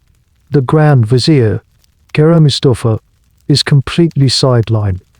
How can he argue against a decision that you claim came from a direct consultation with the spirit of your great-grandfather, Sultan Suleiman the Magnificent, who apparently spoke to you through a gust of wind? The government grinds to a halt, paralyzed by a leadership that is receiving its instructions from another dimension. The fear in the palace changes its texture again. It is no longer just fear of your rage or your whims. It is a deeper, more existential dread. The man on the throne is no longer living in the same world as they are. He is a ship without a captain, adrift on the sea of his own hallucinations. And he is dragging the entire ship of state with him into the fog. The whispers among the ministers and generals become more urgent. This cannot continue. It is no longer a matter of managing an eccentric. It is a matter of saving the empire from a ghost seer. The point is fast approaching where a choice will have to be made between loyalty to the Sultan and loyalty to the Sultanate itself. Your retreat into a world of unseen spirits is mirrored by an obsession with the invisible, yet all-encompassing, world of scent. If your eyes and ears are filled with things no one else can perceive, then your nose, too, demands a reality of its own making. Your fascination with perfume, a common enough interest for a monarch, spirals into a fixation so absolute that it blankets the entire city of Istanbul. The focus of this new passion is ambergris. It's one of the most prized and mysterious substances in the perfumer's arsenal. High waxy, solid secretion produced in the digestive system of sperm whales. It floats on the ocean for years, cured by the sun in salt water, until it washes ashore. When found, it's a lump of drab, grey material that has a faint, unpleasant odor. But when aged and processed, it becomes a perfumer's miracle. It has a complex, sweet, earthy scent. And, more importantly, it has the almost magical ability to fix other scents, making them last longer and enriching their character. In the 17th century, it was worth more than its weight in gold. And you decide you must have all of it. You become convinced that ambergris is more than just a luxury item. It is a spiritual substance.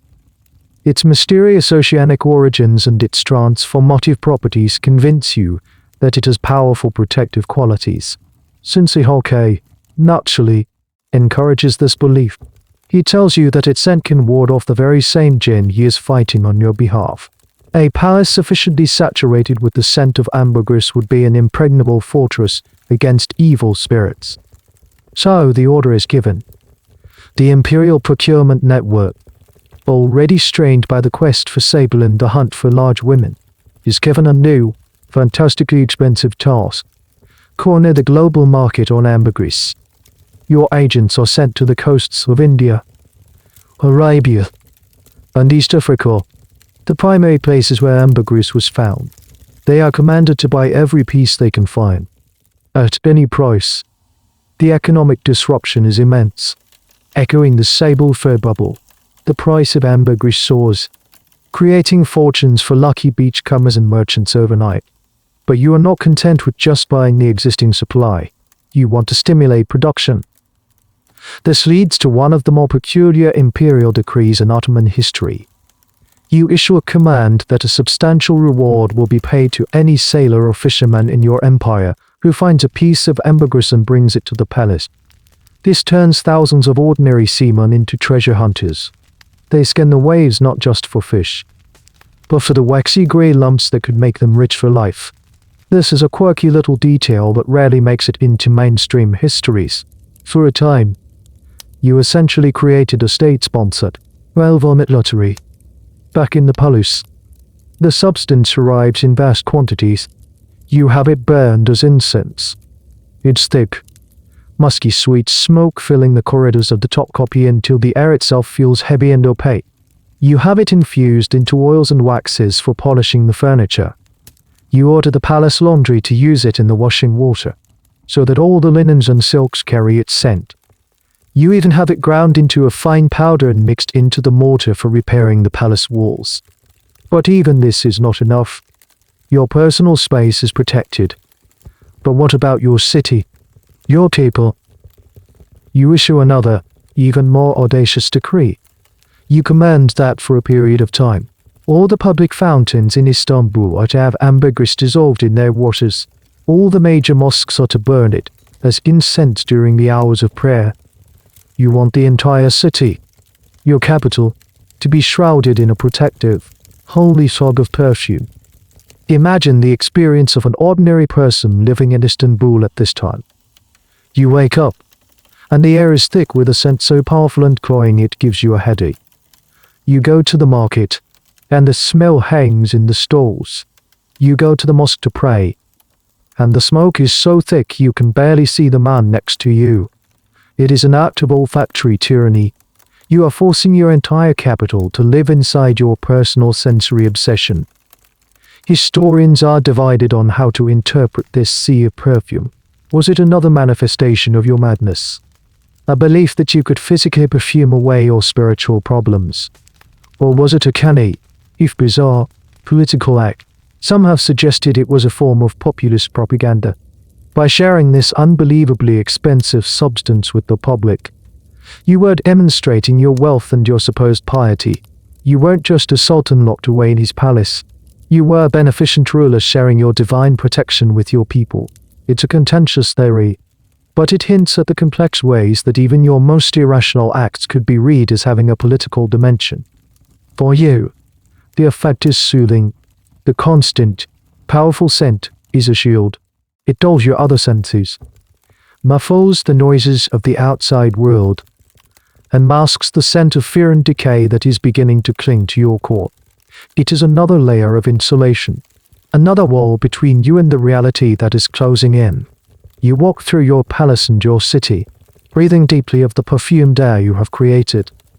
And for a moment, you can believe that everything is pure, holy, and safe. But the scent of ambergris cannot mask the growing smell of rebellion. The Grand Vizier, Kara Mustafa Pasha, can no longer stand it. He has watched you squander the treasury on fur, coins, and perfume. He has seen you sideline the entire government in favor of a charlatan and a council of invisible spirits. He has witnessed your violent rages and your pathetic gains, as a man fiercely loyal to the Ottoman state. If not necessarily to its current master, he feels he has a duty to act. He believes that somewhere, underneath the layers of fear and delusion, is the young man he helped place on the throne. He decides he must make one last, desperate attempt to shock you back to reality. His plan is risky, a high-stakes gamble with his own life. He can't simply confront you. You are too paranoid and too protected by Cincy Hawker's influence. He needs a grand gesture, a piece of political theater so stark and so shocking that it will slice through the perfumed fog of your delusions. He waits for the right moment. It comes during a meeting of the Imperial Council. The topic is the ongoing, ruinously expensive war in Crete. The commanders are requesting more funds, more men, more ships. You are, as usual, distracted. You are admiring a new ruby ring on your finger, turning it over and over in the light. Kara Mustafa Pasha stands. The room falls silent. He is a formidable presence, a man who carries the grim authority of your brother's reign. He does not address the military commanders. He addresses you directly. My body show. He begins, his voice steady and clear. The empire is bleeding. The treasury is empty. The soldiers are hungry. Your ancestors, the great conquerors who built this world, Weep to see it. This is already dangerously close to treason. You look up from your ring, your eyes narrowing. Sinsihoke, sitting near you, shifts uncomfortably. The Grand Vizier continues, his voice rising with passion. You have been led astray by false prophets and whispering fools. He glares directly at Sinsihoke.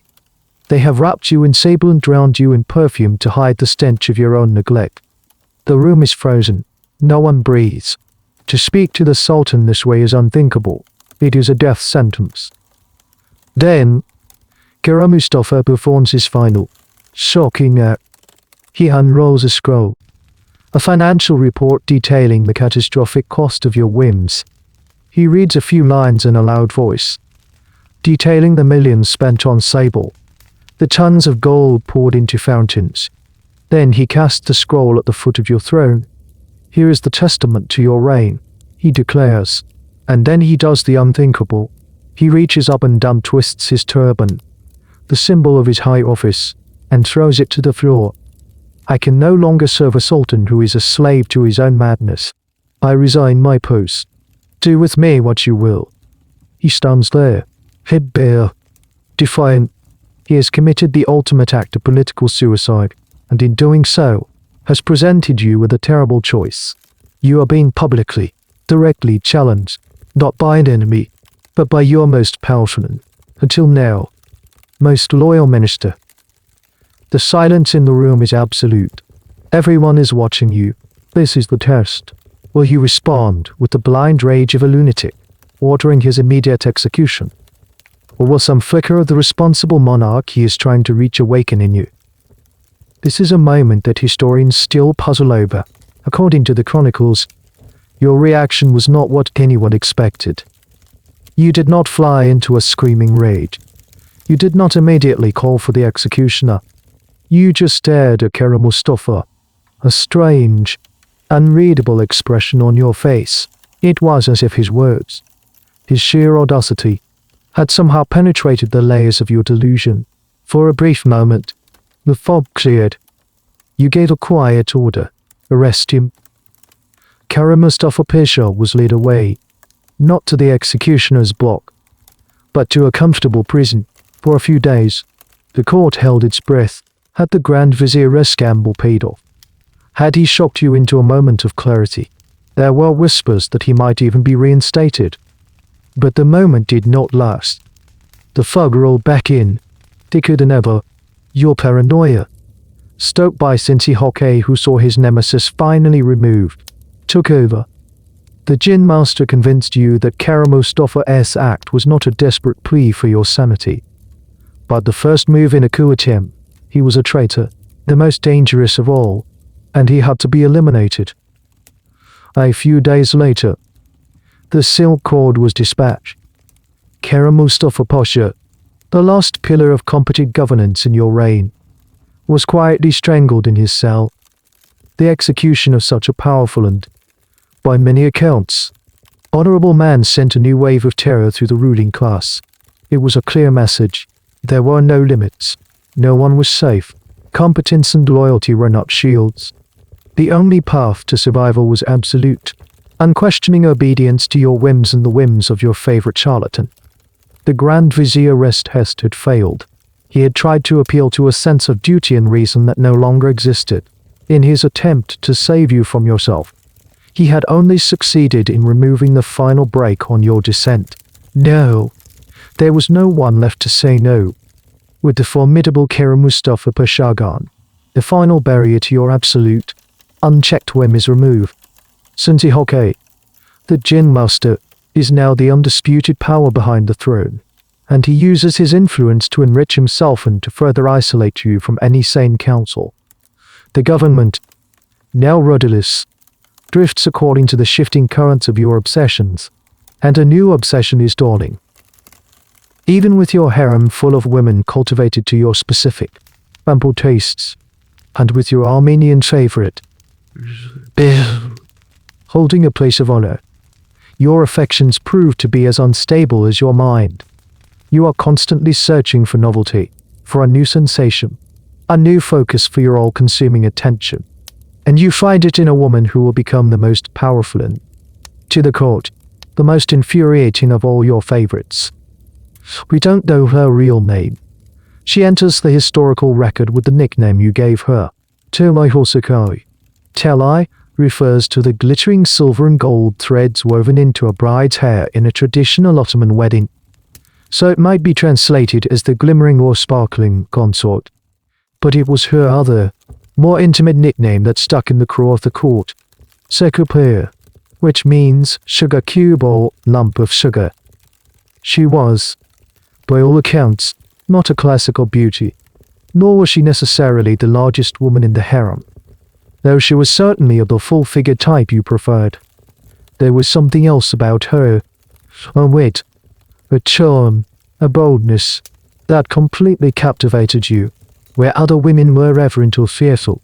She was, perhaps, playful and undifferential.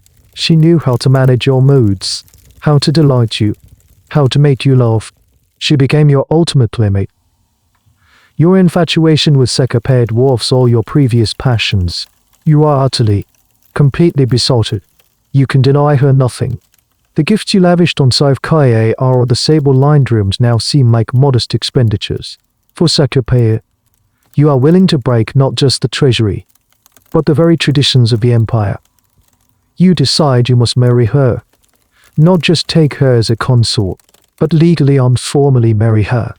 This is a shocking, revolutionary act. For centuries, Ottoman sultans had not legally married.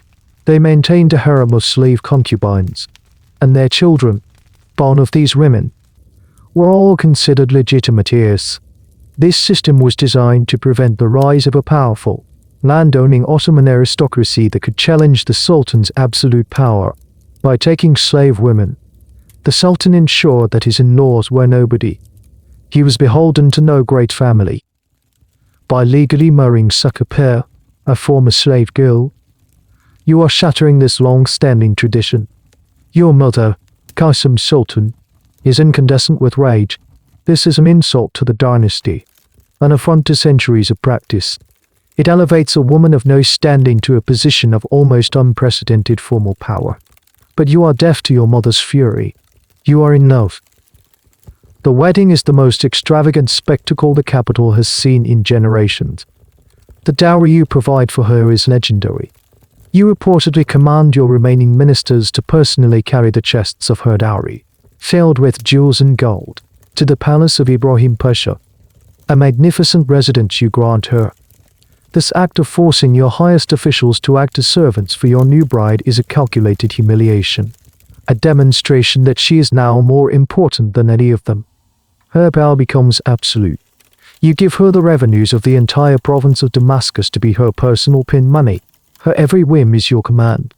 If she admires a Paisha's palace, you confiscate it and give it to her.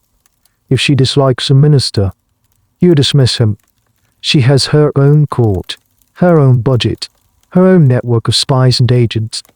She is the true ruler of the empire, and her only qualification is her ability to please you. A curious piece of trivia, and one that highlights the sheer absurdity of the situation, is the Tel-I part of her name. You were so obsessed with the glittering threads in her wedding veil that you decreed they should be used to decorate everything associated with her. Her carriages, her barges on the Bosporus, even the trees in her palace gardens were said to be draped with shimmering gold and silver threads. It was another of your visual fantasies brought to life at ruinous expense. Historians struggle with Sekupir in the traditional, often misogynistic chronicles of the time. She is portrayed as the ultimate villainess, the evil temptress who bewitched the mad sultan and bled the empire dry. She is the Eve to your Adam, the siren who lured the ship of state onto the rocks. More modern perspectives offer a different view. She was a slave who, through intelligence and cunning, seized an opportunity to gain almost unimaginable power.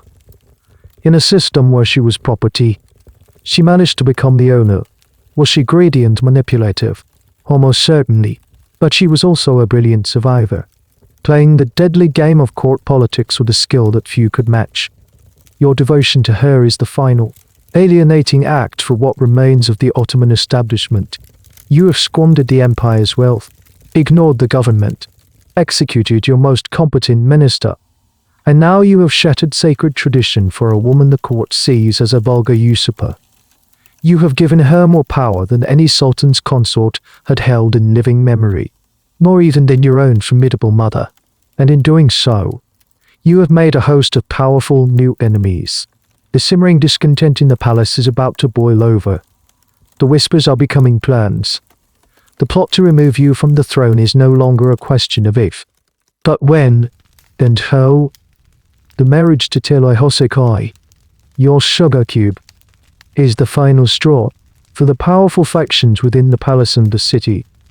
It represents the complete collapse of order and tradition.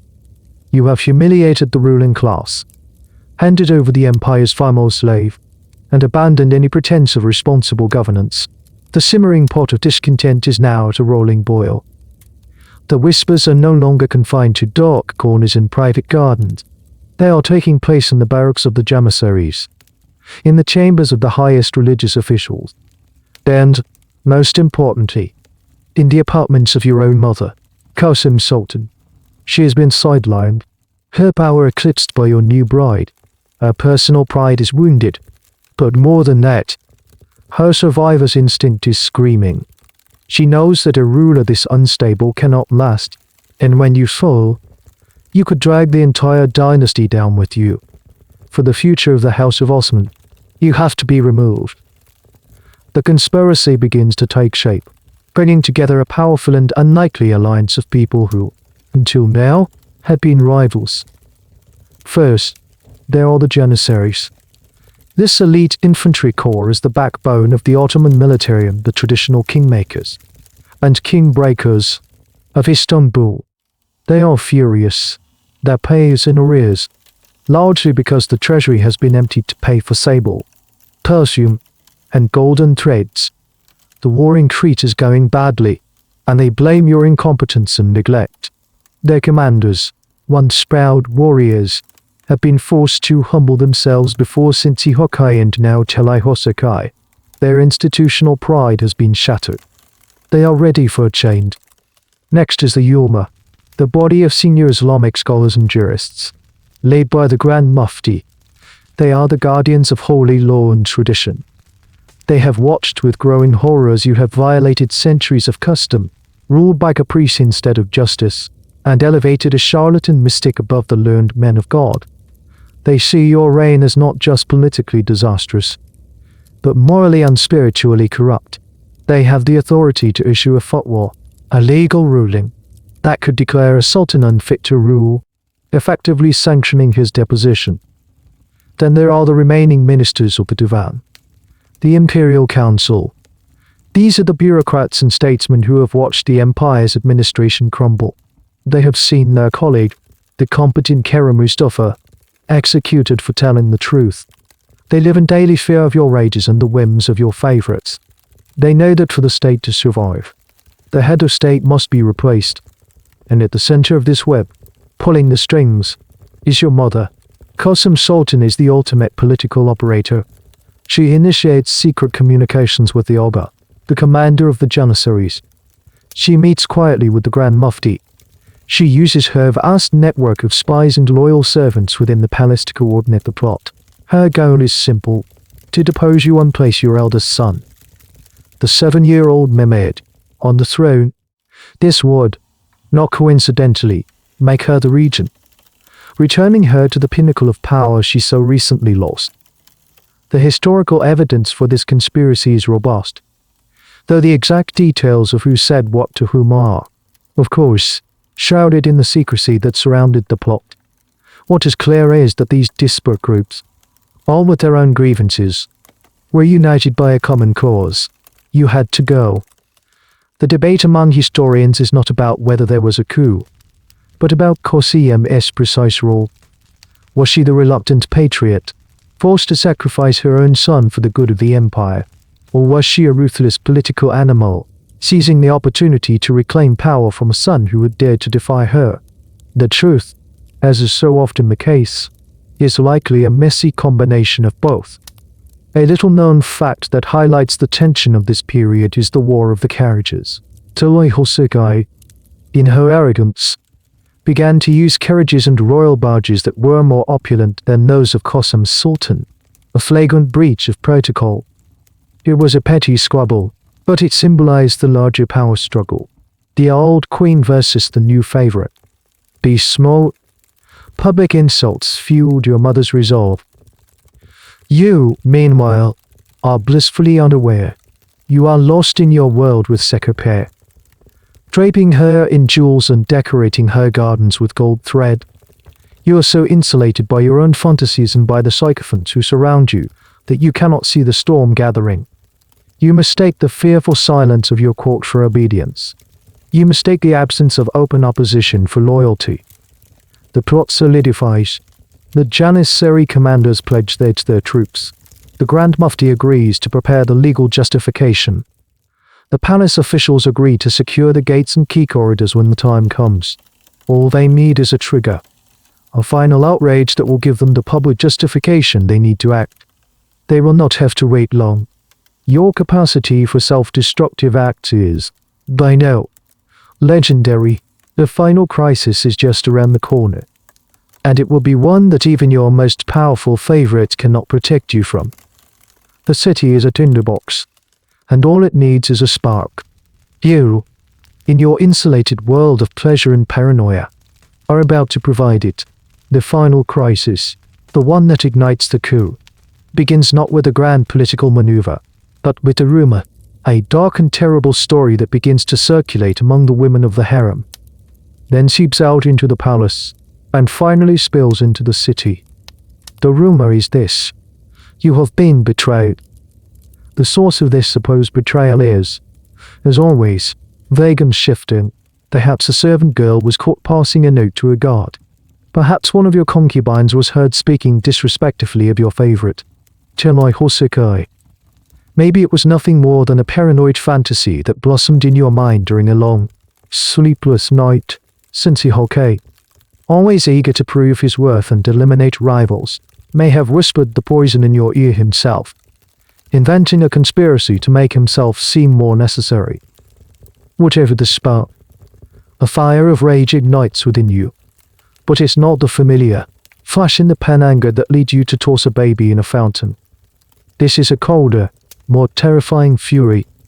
It is the rage of a man who has given his harem everything: pools of coins, luxurious apartments, his devoted attention, and has received, in his mind, only treachery in return.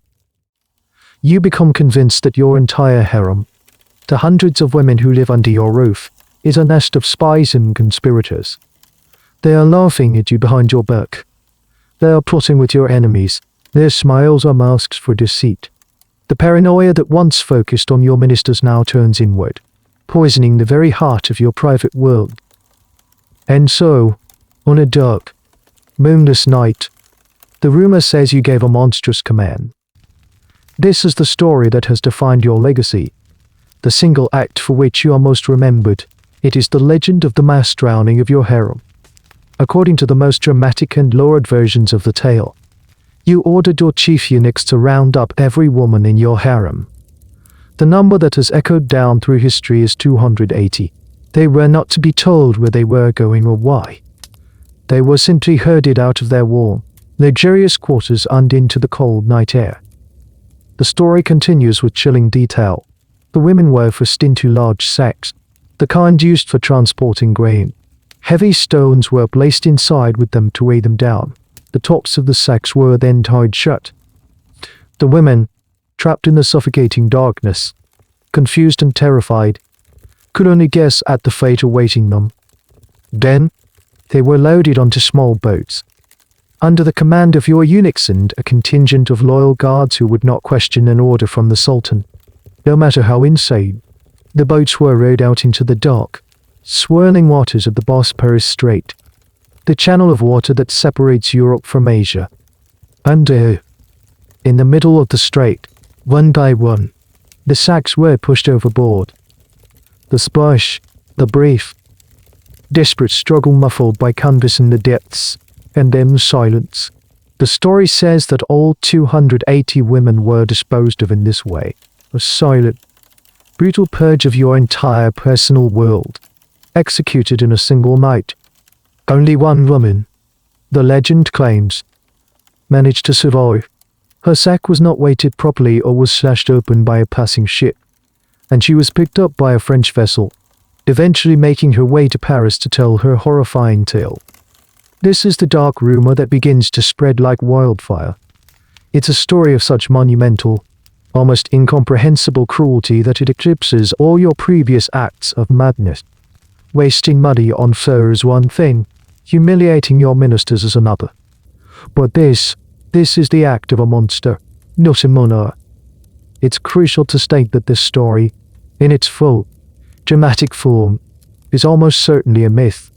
It is the ultimate piece of anti-Ibrahim propaganda. Historians have picked it apart for centuries. There is no credible, contemporary Ottoman source that confirms a mass drowning of this scale. The logistical challenges would have been immense. The idea of keeping an atrocity involving hundreds of victims and perpetrators secret for even a few hours is nearly impossible. The sole survivor story has all the hallmarks of a sensationalized European tall tale, designed to paint the terrible Turk in the worst possible light. But the truthfulness of the story is, in a way, irrelevant to its effect. People believed it, or at least, they weren't willing to. Your reputation was so toxic, your behavior so erratic, that this ultimate act of cruelty seemed plausible.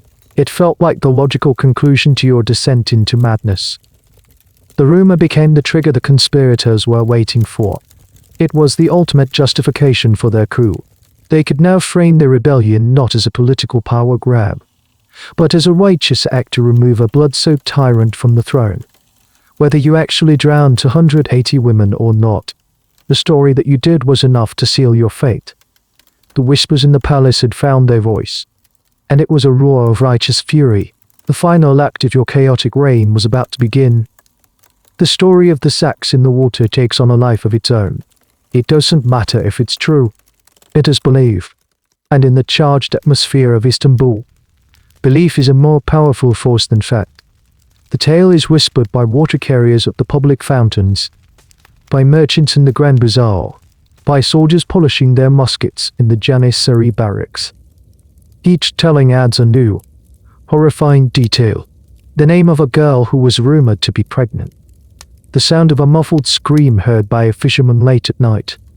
The supposed discovery of a single, sodden silk slipper washed up on the shore near the palace. The legend unfolds not as a historical event, but as a ghost story haunting the city.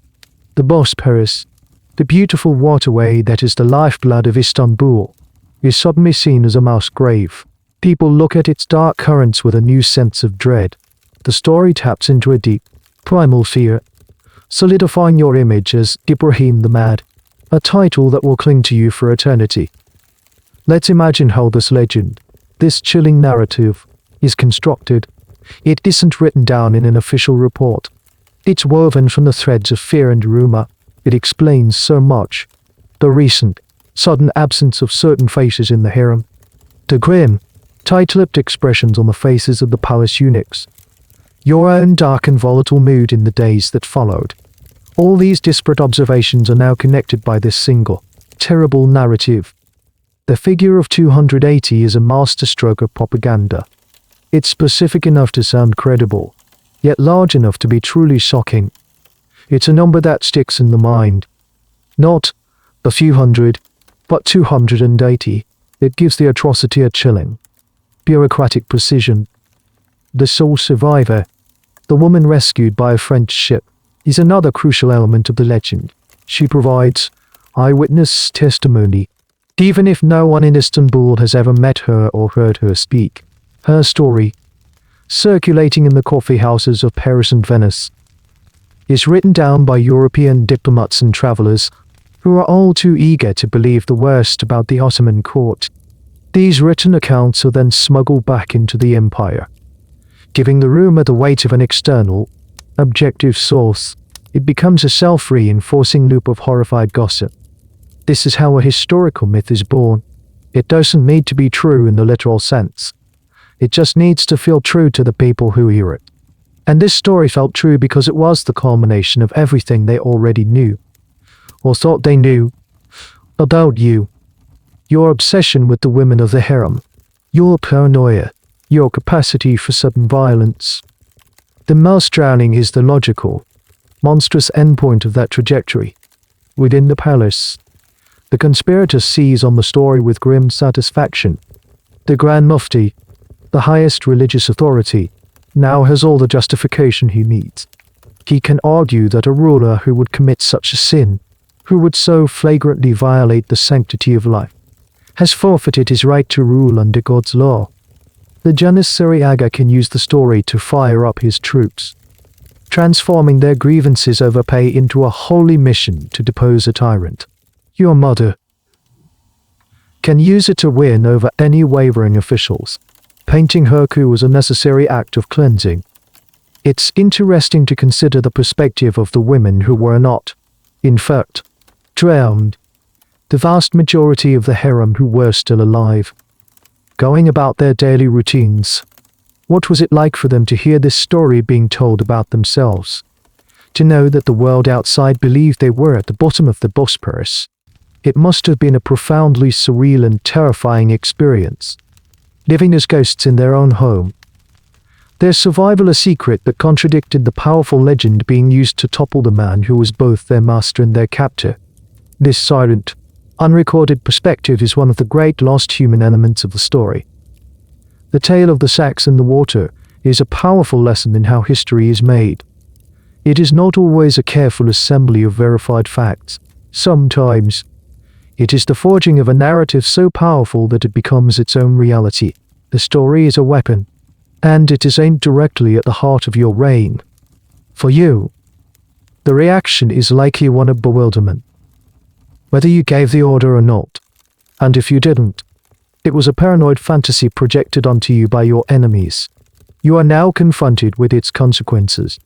The horror and revulsion on the faces of those around you, the sudden, chilling distance in the eyes of your guards. You can feel the web tightening, the atmosphere in the palace changing from one of fearful obedience to one of grim resolve. The legend of the drowned harem is the death knell of your rule. It has given your enemies the moral high ground and the popular support they need to move against you. The silent, tragic fate of 280 women, real or imagined, has sealed your own. The curtain is about to fall, and the final act will not take place in the perfumed gardens or the sable-lined rooms, but in the cold, hard reality of a palace coup. In the days following the whispered catastrophe, a strange and unnerving quiet settles over the harem quarters. It's not the comfortable silence of a well-ordered household, but an empty, echoing silence, thick with unspoken questions, the usual sounds of life, the murmur of conversation, the practice of a lute, the laughter of women at games. A goal. The corridors feel wider, the courtyards larger. It is a silence that speaks volumes. Of course, the harem is not truly empty. Most of its residents are still there, alive and breathing. But the legend of the drowning is so powerful that it has created a psychological void. The women who remain are cowed into invisibility. They keep to their rooms, speaking in whispers, their eyes wide with fear. They are living in the shadow of their own rumored deaths, and the effect is paralyzing. No one knows who might be next. No one knows if the story is true, or if it's a dress rehearsal for a real atrocity yet to come. The few who dare to venture out move like ghosts through the sun-drenched courtyards, their presence only highlighting the absence of the hundreds of others who are believed to be gone. The chief black eunuch, the formidable governor of the harem, enforces a new, iron-fisted discipline. There are no more games, no more music. The entire wing of the palace is placed on a kind of lockdown. It is an empty quarter, hollowed out by fear. You, in your own apartment, are surrounded by a different kind of silence. The silence of isolation. Your favorites, including the once powerful Tel I Hosekai and the mystic Sensi Hokkei, can feel the shift in the political climate. Their survival is tied to yours, and they can sense that your ship is sinking. Their reassurances become more frantic. their flattery more desperate. But even they cannot completely shield you from the truth. You notice the change in the faces of your servants. The way their eyes dart away from yours. The slight tremor in the hand of the man who serves your coffee. The way the guards in the corridor seem to stand straighter. Their expressions harder, more watchful. These are men who are no longer just guarding you. They are containing you. No one dares to ask the question aloud. Your Majesty, what happened to the women? To ask would be to acknowledge the rumor, and to acknowledge it would be to accuse you. To accuse you is death. And so, a collective, unspoken agreement of silence is maintained. The court pretends that nothing has happened, that hundreds of women have not simply vanished from the face of the earth, but the pretense is thin, and the truth, or what is believed to be the truth, is a gaping wound in the heart of the palace.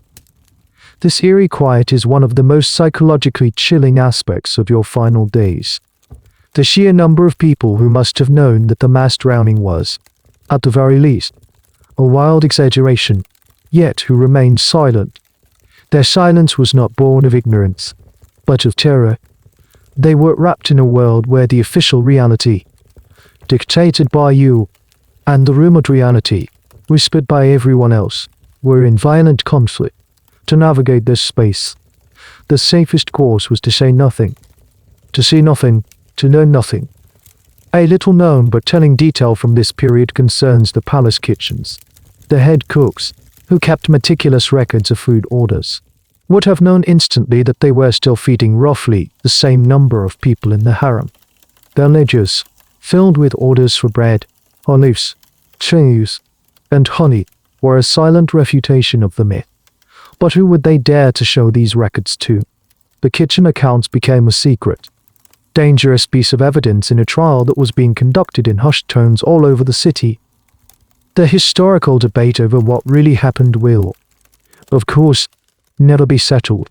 Did you perhaps execute a small number of women you genuinely believed were plotting against you?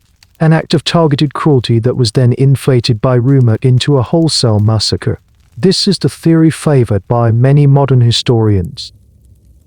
It acknowledges your known paranoia and violence while dismissing the more fantastical elements of the legend. It suggests a grim reality that is perhaps less cinematic than the myth, but no less terrifying for the women involved. You are now a king in a silent castle. The fear you inspired has curdled into a hard, cold resolve. The men who once scrambled to obey your every whim are now quietly plotting your downfall. They are just waiting for the signal, for the moment when the pieces are all in place. The empty quarter of the harem is a perfect metaphor for your reign, a beautiful, luxurious space that is now haunted and hollow. You have systematically emptied your world of everyone who might have helped you.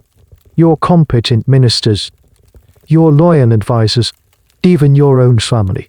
All that is left are the sycophants who will abandon you at the first sign of trouble, and the ghosts of your own making. The silence is the sound of the end approaching. It is the deep breath the palace is taking before the final, violent exhalation. Let's take a moment to step out of the story, to pause the relentless forward motion of the coup, and look at this central, horrifying event from a different angle. We need to talk about why this story, the tale of the 280 drowned women, is so powerful, so persistent, and yet so fiercely debated by historians. Why does a tale that is almost certainly untrue continue to define your entire legacy? First, we have to acknowledge the sources. The most vivid and detailed accounts of the mass drowning do not come from Ottoman court chroniclers writing at the time.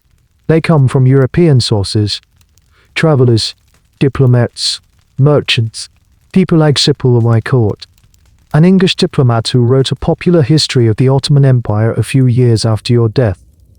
These accounts were bestsellers in Europe.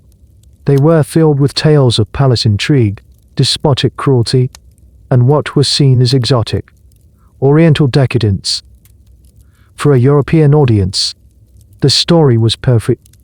It confirmed all their prejudices about the Ottoman Empire as a place of barbarism and tyranny, ruled by capricious, lustful despots. The terrible Turk was a stock character in the European imagination, And you, with this story attached to your name, became the ultimate embodiment of that stereotype. It was a thrilling, horrifying tale that made their own society seem stable and civilized in comparison. So, we have to read these sources with a healthy dose of skepticism, understanding that they were writing for a specific audience with a specific set of biases. On the other hand, the Ottoman sources are not much help either, but for different reasons. The official court chroniclers who wrote during your reign would never have recorded such an event. Even if it had happened, their job was to present the Sultan and the state in the best possible light. Admitting that the Padishah had just committed a mass murder was not part of the job description. The Ottoman chroniclers who wrote after you were deposed had the opposite problem. They were writing for the new regime, the one that had overthrown you. Their job was to justify the coup. And what better way to justify overthrowing a sultan than to paint him as a depraved monster? So, while they might mention your cruelty and madness in general terms, they often embraced the worst rumors because it served their political purpose. They had every reason to make you look as bad as possible. This leaves modern historians in a difficult position. They are caught between biased foreign accounts and biased domestic accounts. It's like trying to reconstruct a car crash when one witness is the driver's sworn enemy and the other is his paid publicist. So they turn to logic and circumstantial evidence. And this is where the story of 280 drowned women really begins to fall apart. Logistically, as we've touched on, it's a nightmare. To secretly organize the murder, bidding, and disposal of 280 people from the most secure building in the empire, without a single person from the hundreds of guards, eunuchs, and boatmen involved ever leaving a credible, verifiable account, is next to impossible. Furthermore, palace records from after your reign, such as stipend lists for the harem, show no evidence of a sudden, catastrophic drop in population. The women were still there, still being paid their daily allowance. There was no mass replacement of the harem, which would have been necessary if it had been emptied. This is the central, ongoing debate among academics. One camp says the story is pure myth, a black legend created for political purposes and sensationalism. The other camp suggests a kernel of truth. This theory argues that you likely did execute a small number of women, perhaps a dozen, maybe 24, whom you suspected of plotting against you. This real, smaller-scale atrocity was then inflated by rumor and propaganda into the epic tale of 280. It's the historical equivalent of a fish story, where a small catch gets bigger with each telling. This kernel of truth theory is currently the most widely accepted among serious scholars of the period. It accounts for your known cruelty without indulging in the logistical impossibilities of the legend. One fascinating bit of academic trivia is the single survivor tale. Researchers have tried to trace the origin of this story. The woman who supposedly escaped to Paris. They have found no credible evidence of her existence. She appears to be a literary invention, a narrative device needed to give the story a voice and an eyewitness account. She is a ghost created by the legend itself.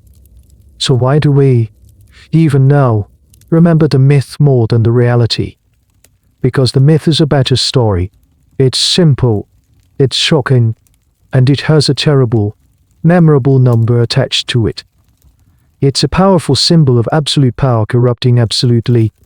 The nuanced, complicated reality, that of a psychologically disturbed ruler likely committing smaller-scale brutalities within a system that was already rife with paranoia and intrigue, is harder to summarize, harder to fit into a headline.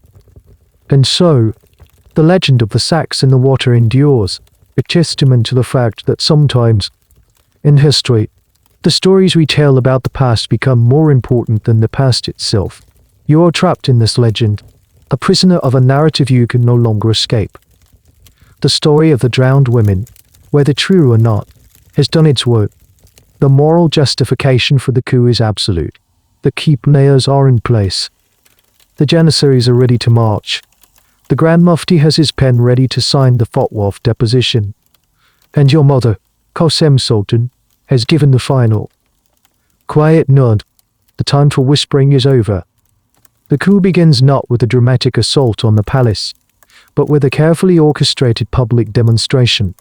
A large group of Janissaries, joined by angry theology students and religious scholars, marches to the Fatih Mosque, a symbolic heart of the city's religious establishment. They are not rioting. Their discipline is chilling. They gather in the courtyard and make a solemn demand. They want to speak to the Grand Mufti and the other high-ranking members of the Ummah. This is a brilliant piece of political theatre.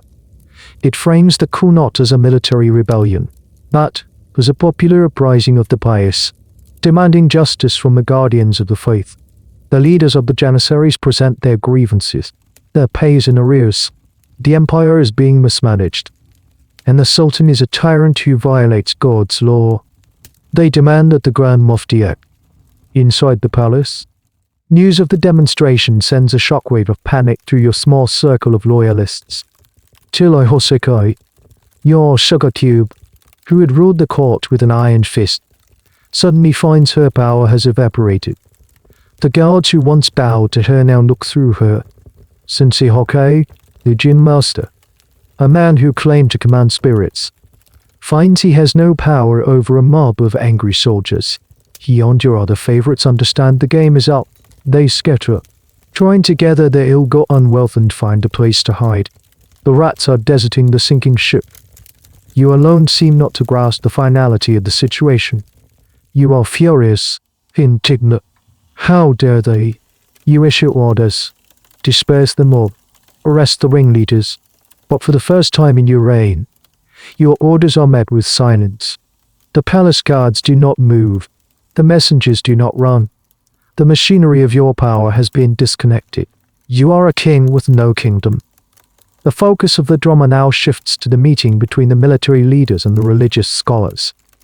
The Grand Mufti, who was a key part of the conspiracy from the start, plays his role perfectly. He listens gravely to the complaints. He strokes his beard and looks troubled. He declares that he must consult the sacred law. He then produces a fatwa, conveniently pre-written, that addresses the question: if a ruler is mad, squanders the treasury, and violates the holy law, is it permissible to depose him? The answer, of course, is a resounding yes, with the legal and religious justification secured. The Janissaries march on the Topkapi Palace, but they do not storm the gates. They don't have to. The palace officials in on the plot simply open them. The soldiers flood into the outer courtyards. Their presence a clear and undeniable statement. The coup is a success. Now only the final, painful, personal act remains. A delegation of the highest officials, the new Grand Vizier, the Grand Mufti, and the Olga of the Janissaries, makes its way to your apartments. At their head is the one person you cannot deny, your mother. Qasim Sultan enters your chambers. She finds you pacing, frantic and alone. The confrontation, according to the chronicles, is brutal. You scream at her, accusing her of betrayal, of treason, so you would sacrifice your own son for the throne. Her reply is cold as ice. I am not sacrificing you. I am sacrificing the throne to save you from yourself, and to save the dynasty from you. It's a masterclass in political spin, turning her act of ruthless ambition into one of maternal concern. She informs you that your reign is over, that your son, Mehmed, is now the Sultan. She is no longer just the Validi Sultan, the mother of the reigning Sultan. She is now the regent for her grandson, a position of even greater power. This is a point of some historical debate. The level of her direct involvement in your final confrontation. Some sources place her there, delivering the final blow. Others suggest she remained behind the scenes, letting her male co-conspirators handle the dirty work. But her presence, real or symbolic, is undeniable. This was her victory. The guards move in. They do not treat you with the reverence due a sultan, but they also do not harm you. They are firm, impersonal. They strip you of your jeweled dagger and your outer robes of state. You are no longer Ibrahim, the shadow of God on earth. You are just Ibrahim, the deposed monarch, the madman who has finally been brought to heel.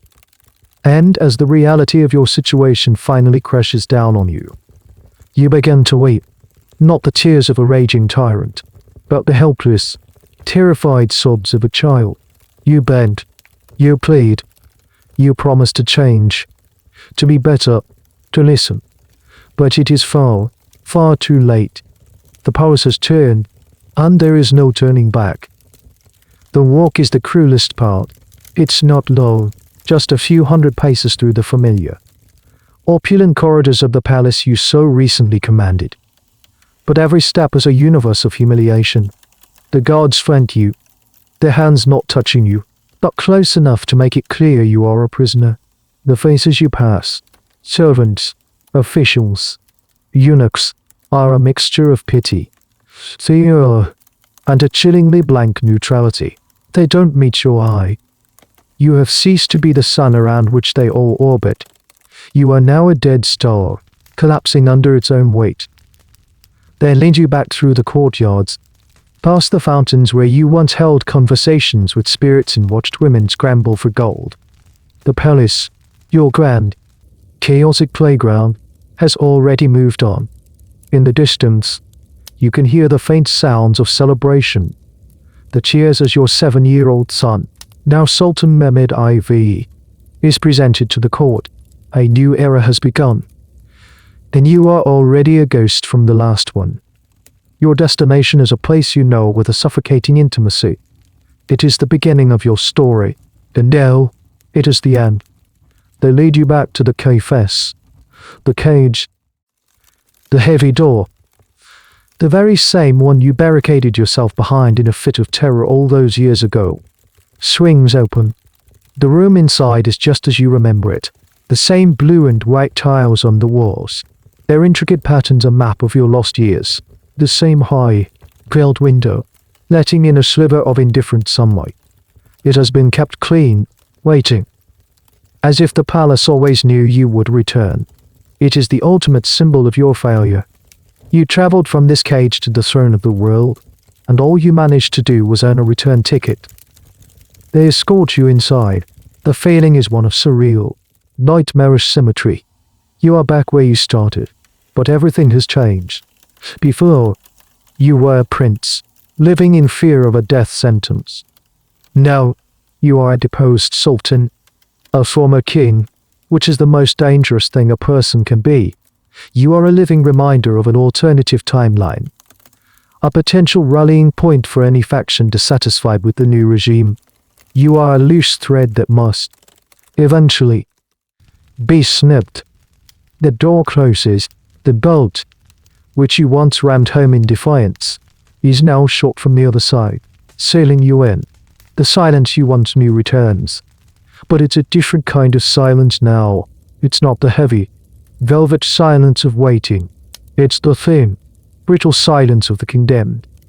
In the days that follow, you are left utterly alone with your thoughts. The rage, the paranoia, the grand illusions. They all begin to collapse in on themselves without the fuel of absolute power. What is a god without worshippers? What is a tyrant without anyone to terrorize? You are just a man in a room again. The jinn you spoke to are silent. The spirits in the garden are gone. All that's left is the crushing weight of what you have done and what has been done to you. This period of your second confinement is a historical black box. The chroniclers, busy with the events of the new reign, pay little attention to the madman in the cage. We can only imagine your state of mind. Did you descend further into madness? Your mind finally shattering completely under the strain of your fall? Or did you, as some more romantic interpretations suggest, have a moment of terrible clarity? Did you finally see the ruin you had created? The lives you had destroyed? The empire you had nearly broken? A small, sad detail that is sometimes recorded is that you would spend hours shouting from your window. Not coherent speeches, but desperate, animal cries of grief and rage. You would scream for your mother, for your son, for anyone, but no one answered. The palace had been instructed to ignore the noise from the cage. It was to be treated as the howling of the wind. The new regime, headed by your mother and the Grand Vizier she appointed, is deeply unstable. The Janissaries, having tasted the power of King Breki, are restless and demanding. The treasury is empty. The city is still in turmoil. And the fact that you are still alive is a major problem. Every day you live is a day that a counter coup could form around you. Your continued existence is a threat to the stability they have just paid such a high price to create. The decision is made. It is the same cold, pragmatic logic that has governed Ottoman successions for centuries. A deposed sultan cannot be allowed to live. The Grand Mufti is consulted once more. A new fatwa is requested. Is it lawful to execute a deposed ruler if he poses a threat to the peace and order of the state and the Muslim community? The answer, as it always was in these situations, is a reluctant but firm yes. The needs of the state outweigh the life of one man, even a former padishah. Your fate is sealed not by a whim or a fit of rage, but by a cold, legalistic calculation of risk. The final silence is coming for you. The end comes just 10 days after your deposition. 10 days of pacing the tiled floor, of shouting at the indifferent walls, of living with the ghosts of your own chaotic reign. 10 days for the new government to consolidate its power and arrive at the inevitable, grim conclusion. The sound you have dreaded your entire life, the sound that haunted your first 22 years in this very room, finally arrives. It is the heavy, purposeful tread of several men in the corridor outside. There is no mistaking their purpose. This is not a servant with a tray of food. This is not a guard changing the watch. This is the end. The key turns in the lock. The door swings open. You do not try to barricade it this time. You do not scream or fight. The energy for that is gone. Burned away by your brief, spectacular flame out and the crushing despair of the last 10 days. You simply stand in the center of the room. A man who has run out of future. They enter. The chief executioner of the palace is among them. He is a powerful, imposing figure, as he must be for his work. With him are several high-ranking officials, there to witness the act, to ensure the sentence is carried out, to be able to report back to your mother and the new council that the deed is done. Their faces are grim, impassive. This is not an act of passion, it is an act of state. You look at them, and according to one account, you speak your last words. They are not a plea for your life, not a curse on your enemies. They are a single, haunting question, filled with a terrible, childlike bewilderment. He who was a padishah a few days ago, you ask, why has this crowd come to a poor man like me? It is the question of a man who still cannot fully comprehend the totality of his fall from grace. No one answers. There is nothing to say. The executioner approaches.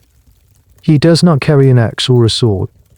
The blood of Osman, the royal dynasty, is considered sacred and cannot be spilled. The traditional method is cleaner, quieter. He holds a silk cord. You do not resist. You are 33 years old. But, in that moment, you are the same terrified young man who was once dragged from this cage to a throne he never wanted. The brief, mad interlude of your reign dissolves like a dream upon waking. This is the only reality that has ever been truly yours.